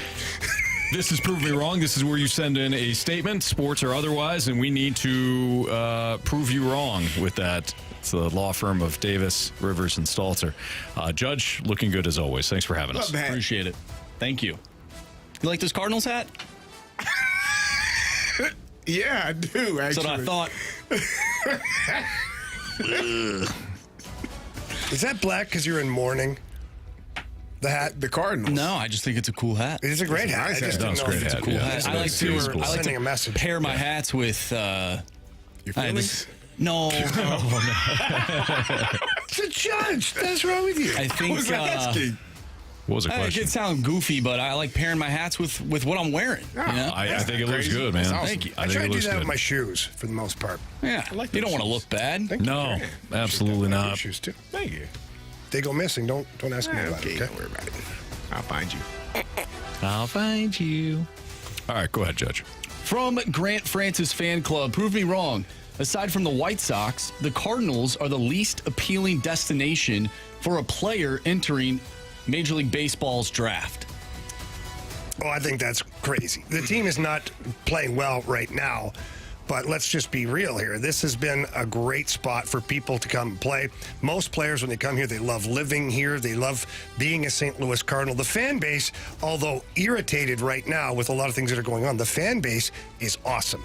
And the fact that they're so irritated right now, the fact that they're not showing up at the ballpark tells me everything I need to know, that they're smart baseball fans, they're passionate baseball fans. As we know, St. Louis is a great spot to raise your family. I retired here because St. Louis is so awesome. So I don't think for 1 second that when a kid hears his voice or his name being the St. Louis Cardinals select Andrew Marsh, you're not upset, man. You're happy. It's such a rich tradition here, too. So many awesome players. There's no way they're in that category. Also, I feel like if you're that player, you think that at least how things are shaping up right now for the Cardinals, you feel like you could be that guy to change things. Absolutely. That first round pick, too, had a dream. Yeah. That he was going to be a Cardinal. JJ. He did. Yeah, he wasn't disappointed at all, and that's all I need to know. Yeah, absolutely. That guy can hit the hell out of the ball, yes, too. Call him up. Yeah. Call him up. I mean, at this point. Yeah, might as well. This one's interesting from the 314. Prove me wrong. All baseball records and stats should have an asterisk because of the different dimensions of the ballparks. No, they should have an asterisk based on the fact that they didn't include some of the best to play the game, including Barry Bonds, including the Rockets, Roger Clemens, including some of the other guys that may or may not have been on the Cream and Clear, the Flintstone vitamins, or the flaxseed oil. You know what I mean? Those, if you're gonna have all of the home runs exist to save Major League Baseball, you might as well include a lot of the statistics there, and then also include those guys into the Hall. If it's good enough for Major League Baseball to be saved, it's good enough for Major League Baseball to include all statistics and Hall of Fame records. If it was good enough for the league and the teams to make money, it needs to be good enough to have those players on those lists. 2 for 2. Next one from the Water Boy. Prove me wrong. Russell Wilson will lead the Steelers to Mike Tomlin's first losing season. Oh, that's absolutely wrong. He's only going to start one game.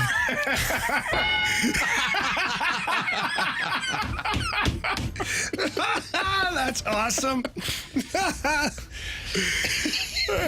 One and done. Carey, well done. Yeah. Well done. Moving on. From the 573, prove me wrong. The ideal 4-day work week. That sounds nice. The ideal 4-day work week would run from Tuesday to Friday rather than Monday to Thursday. No, absolutely not. Because when you look at it, Sunday is a day of rest for most people. And even if you're talking about NFL football, you kick up your feet, you're watching the games, you have the family dinner, all that stuff, catch the late game, and then you're ready for Monday. Absolutely. I feel like I would much rather work Monday through Thursday, and then you know me, boys, I'm packing up. I'm headed to the lake for Friday, Saturday, Sunday, get back to work Monday. That is the optimal work week, Monday to Thursday. Or Monday to Wednesday. Carey, we're trying hard here. Just get 4 days, okay? I'm out of here. Sunday was good enough for JC. It's good enough for us. There you go. Day to rest. It said in that book. It says rest. Absolutely. All right, let's do one more here. E-book. I don't know who gave this guy a phone, but from the 314, prove me wrong. This needs to be the last prove me wrong segment ever. Well, here's the thing. It's not on us to judge whether somebody should be operating heavy machinery or, putting on clothes themselves without any sort of assistance, or judging them if they're drinking in the middle of the day to send text like that. It's not up to us to decide whether or not somebody's already ham sauce and they just send in dumb text looking for responses. True. You know what I mean? So I guess I'll just sit this one out. Well, I would say that the thought process of not doing prove me wrong is maddening. Asinine. It's ridiculous. It's probably one of the worst texts that I've seen come through these text waves. That's saying something. It would be like trading a first rounder for a reliever and then DFAing the reliever. And who the hell would do that? Yeah, exactly. Oh, can I add something to that? Sure. Like less than a month later. Yeah. DFA. Who would do that? Nobody. Nobody in their right mind. It's ridiculous. Which is why nobody in their right mind would get rid of prove me wrong. There you go. Nobody would get rid of a guy with 3.5 years left for a guy for No, who would do something like that? I'm sorry. A guy that's here and for all the money you've already invested into that player and given him to get nothing back. That's ridiculous. Come on.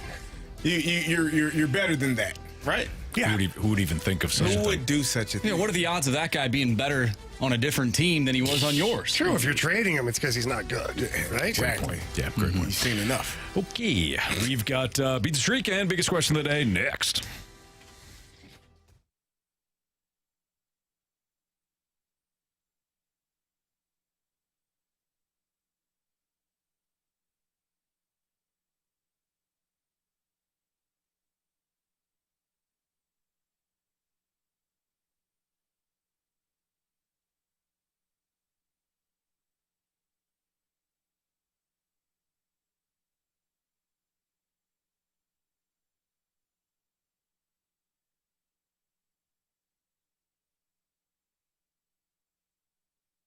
You're missing out if you haven't checked out the summer heat wave sale at Auto Centers Nissan. Don't worry, though. It's going on throughout the month, but we're to the end of the month here. So head out there to Auto Centers Nissan. They've got over 700 vehicles all in one location out in Herculaneum. You're bound to find the perfect car that fits your lifestyle and your budget. And right now, select new Nissans have rates as low as 0% APR and for terms as long as 84 months. Plus, qualified buyers can take advantage of no money down, plus take a break from their car payment for 3 months, too. First-time buyers or anyone that has credit challenges, you guys have options as well. In fact, they've got the perfect deal at Auto Centers Nissan, regardless of your situation. Auto Centers Nissan, just a short and easy drive up I-55. They're ready to earn your business with a fast, fair, and fun car buying experience. Here's the best part. As always, 30-day new car return promise. Within 30 days, you can bring the vehicle back if you're not completely satisfied with it, and they'll refund your money. Complimentary lifetime warranty on new Nissans and eligible used vehicles, and the complimentary 1-year maintenance on new Nissan purchases as well. It's AutoCentersNissan.com. When you head out to Herculaneum, tell them Stalter sent you. It's Auto Centers Nissan.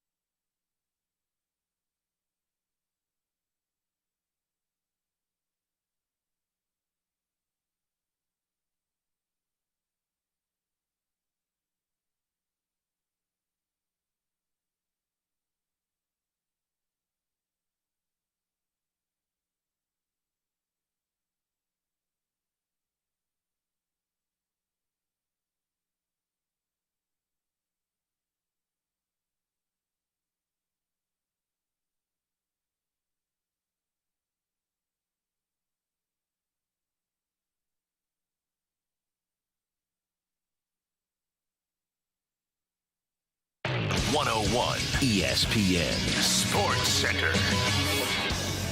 I'm Andrew Marsh. It's time for a Sports Center update driven by Johnny Londoff Chevrolet and Johnny Londoff Autoplex. The Cardinals look to get back in the win column tonight, taking on the San Diego Padres. Andre Palante on the mound going up against Joe Musgrove. First pitch is at 6:45.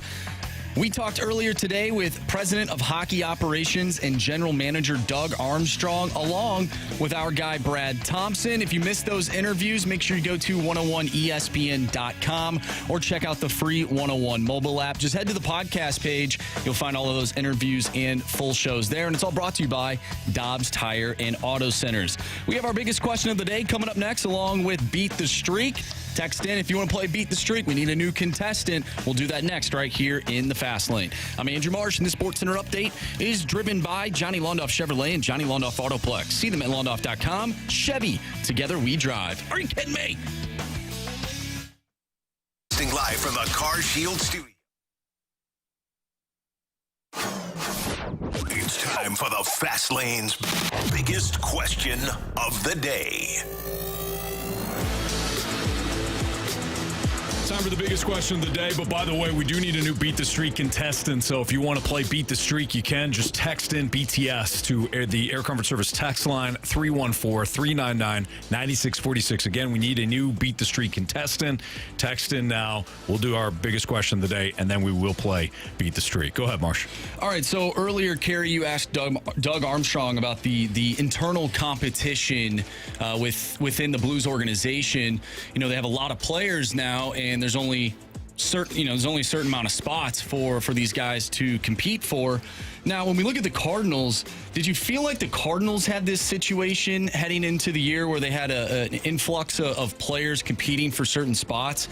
And if so, why did it not work, or did it work? What are you guys' thoughts? I don't think here's what I think happened is the Cardinals talked about how they have all these spots for young players and it's going to be a battle in spring training. And then they went and signed a bunch of veteran guys that blocked roster spots. I mean, you had Brandon Crawford and Matt Carpenter. With all due respect to Matt Carpenter, his contributions this year don't outweigh the fact that he blocked a roster spot. Yeah. And I'm not talking about that he's a bad guy, bad player. I think he's probably excellent in the clubhouse. He's had a couple of nice games at the plate. But you can't tell me that giving him a roster spot all year didn't impede the progress of Jordan Walker or of Nolan Gorman or of other guys that could have had those at-bats. Yeah. So I think the Cardinals, they said they had roster spots available, but then kind of blocked those roster spots and filled it with guys who weren't able to really play. Like Brandon Crawford brought in as the backup shortstop. Completely unnecessary. You had, when Tommy Edman was injured, but you had Brendan Donovan who could play shortstop for you. And you already knew that you're going to have a crowded outfield, so there was no need to have Brendan Donovan playing in the outfield where he could have been a backup shortstop if things go sideways for Mason Wynn. Right. They just a lot of decisions that they made, they countered their own decisions with other decisions that impeded the progress of what they were supposed to do. I think they did that because there was a fear that having such a young team would result in not making the playoffs. Surprise, surprise. Like, it didn't matter. Like, they didn't have a necessarily young team, and they still probably aren't going to make the playoffs. And what would you have gained if you would have let those young players kind of go through those struggles, have a 3-week span where they're not hitting the ball and figuring it out and trying to correct it?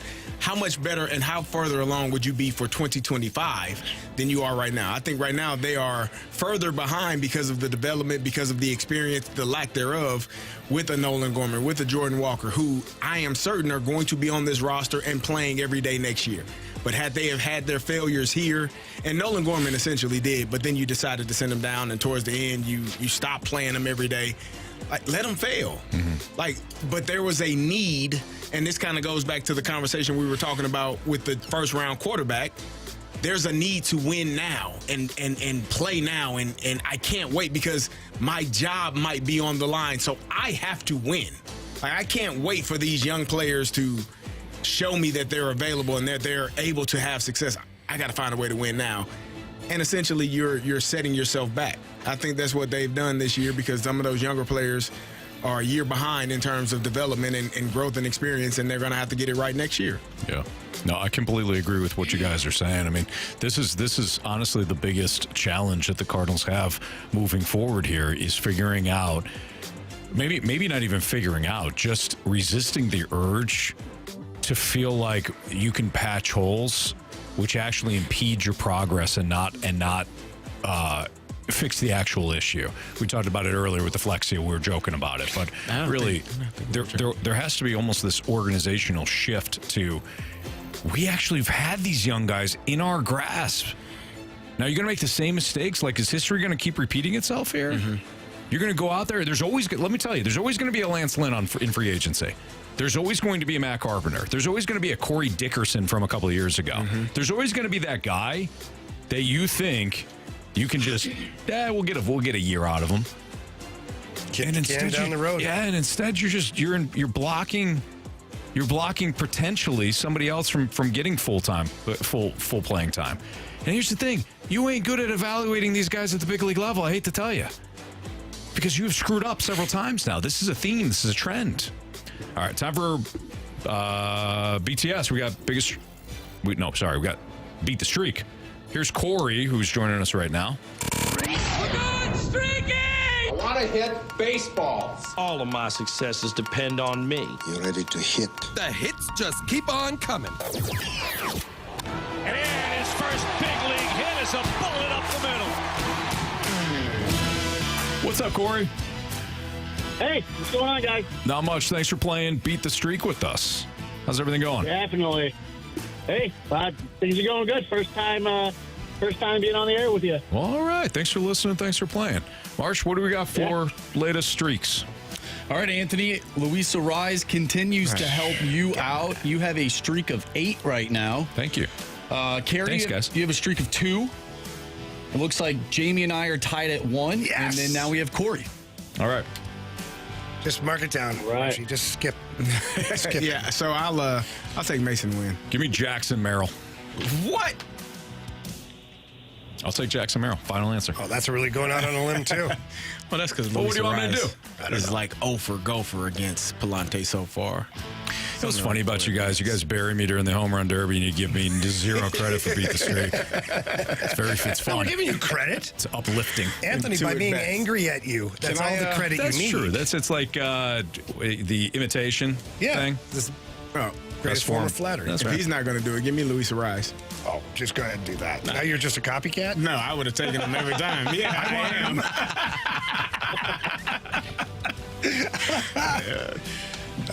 I'm going to go back to Jake Cronenworth. All right. I'm going Manny Machado. You guys are, you know what? Go ahead, Corey. I think I'm going to get... Go ahead, Corey. I think I'm going to go Nolan Arenado. There you go. At least one. You didn't pick a Cardinal. Yeah, somebody had to. No, nobody had to pick a Cardinal. This team? Jeez. All right, Corey, best of luck. Thanks for playing, and hopefully we'll talk to you. Let's see, that will be on Friday if you can pick up a win or if you pick up a hit tonight because they play tomorrow. All right, bud, see ya. All right, thank you. Thank you. All right, sounds good. There you go. That's Beat the Streak. We've got Bet the Board. Carey and I are still in a dead heat here. I don't like it. Bet the Board. Criticisms and compliments. 3 stars of the day next in the Fast Lane.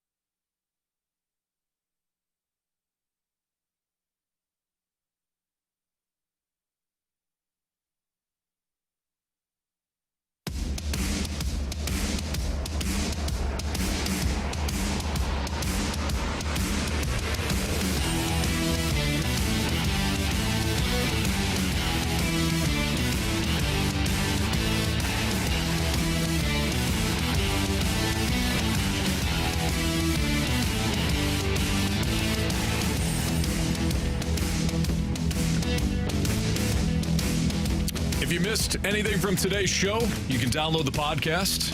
Available at 101ESPN.com. You're on your 101 ESPN mobile app. Brought to you by Dobbs Tire and Auto Centers. Talked to Doug Armstrong. Chatted with Brad Thompson. 5 o'clock hour didn't get too crazy, so nice job. Nice job, guys. Way to go. Keep it together, guys. Absolutely. All right, time for Bet the Board. Marsh, what do we got for latest standings? All right, so looks like Anthony and Carey are still tied. 13 now is the score. Jamie, your pick yesterday actually didn't happen. No, I know. This is, the game was rained out. You didn't lose, though. I didn't lose. Didn't lose. Nice job. Should count for a point. It's kind They of were like ahead 1-0. draws in hockey. Ties. Yeah. The under wasn't even close. It was. That's right. I should have went with the over. Under. I was listening to the game on my way home, and that like second inning, I'm like, I'm just gonna go ahead and count this as a loss. It's okay. What are you gonna do? All right. Am I up? Yeah, go for Give it. me Shohei Ohtani.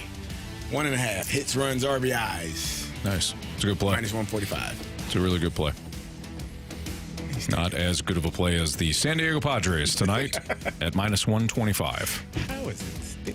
Joe Musgrove on the hill for the Padres. I was going to go with that one, too. Andre Palante on the hill for the Cardinals. Did you get a little nervous? Concerned about the weather? Did you get a little nervous when the Padres were down 2-0 early? God, no. No, you? You knew, right? You knew what was going to happen. Not Miles gave up 4 in, was it second inning? Yeah. No, I wasn't nervous. I just had to wait a little bit, as in 1 inning. All right, Jamie. Or Marsh? No, it's Marsh. I am officially done for this month. I don't have a parlay left, so I'm going to get a little crazy here. Give me a Manny Machado home run at plus 400. All right. Yeah. All right. Not a bad play, actually. Okay. What are you? Oh, you going for it? Have you used yours yet, Anthony? No. All right. On the money lines. I haven't needed to. Give me the Braves at minus 135. And here we go. Give me the Dodgers at minus 110. And the Diamondbacks at minus 130. But wait, there's more. Give me Walker Buehler. Strikeouts over 3.5. Minus 144. Machado over 1.5 total bases. This is why plus 105. Give me Shohei Ohtani. Total bases over 1.5 plus 105. And give me De La Cruz 1.5 home run hits, runs, RBI. The over minus 145. I'll send all that to you guys. Please do. Please do. Yeah. How many is that? 8? 1, 2, 3, 4, 5, 6, 7. That's why Seven's I asked the number. him what the hell he was doing when I came in. Now we know. That's true. That's why I asked him, what the hell are you doing? He's like, what are you talking about? I'm proud. Now we know. Did I lie? I knew it. Did I lie? I knew it. My spidey senses were tingling. Did I lie to you? You did not. I said I was getting ready. And he was. All right, Marsh, what do we got for criticisms and compliments? From the 314, great show, great energy, great segments, terrible baseball, great host, great guest, great Wednesday, terrible baseball. Yeah, thank you. Thank you. We don't play baseball. We just watch it. Yeah, we're forced to. We get to. That's it? We have no more? Oh, no. He was just waiting. Lisa says, Marsh, enjoy your time off. I'll be here tomorrow, so. Yeah, Carey's the one. I will be gone Friday, but I will be here tomorrow. Carey will be out of here for a little Illini football. ILL. Yes, sir. INI. Taking on the Eastern Illinois Panthers. Yes, indeed. Oof, should be a good one. All right, let's get to our 3 stars of the day before we get out of here. Our 3rd star of the day goes to players with 2 arms. Yeah, that's good. That was our. Yeah, quite important. That was very important. Ask Jim Abbott about that. He didn't have a hand. He didn't need it. No, he didn't. Pitch a no-hitter. Yeah, pitch a no-hitter. Yeah. Second star of the day goes out to the free Cardinal tickets that you can now purchase. Oh, yeah. Is that a star? It's like a bronze star. Yeah, it is. Some people, they're having their car broken into, and people are leaving tickets in their car. First star of the day goes to Flex Seal. Oh, yeah, definitely. Always Except does. for, It fixes everything, Anthony. Well, you got to trust me on this. And Mo. I say we test it. He knows. Yeah, Mo test knows. it. Mo knows. We're going to put Flex Seal. Anthony in a boat full of Flex. I didn't roll him one out. take me to the lake. Yeah. Get me nice and ham sauced, and then take me out Put a there. cooler in there with you. Everything will be fine. For Andrew Marsh, for Carey Davis, we'll see him on Monday. For Jamie Rivers, I'm Anthony Stalter. See ya.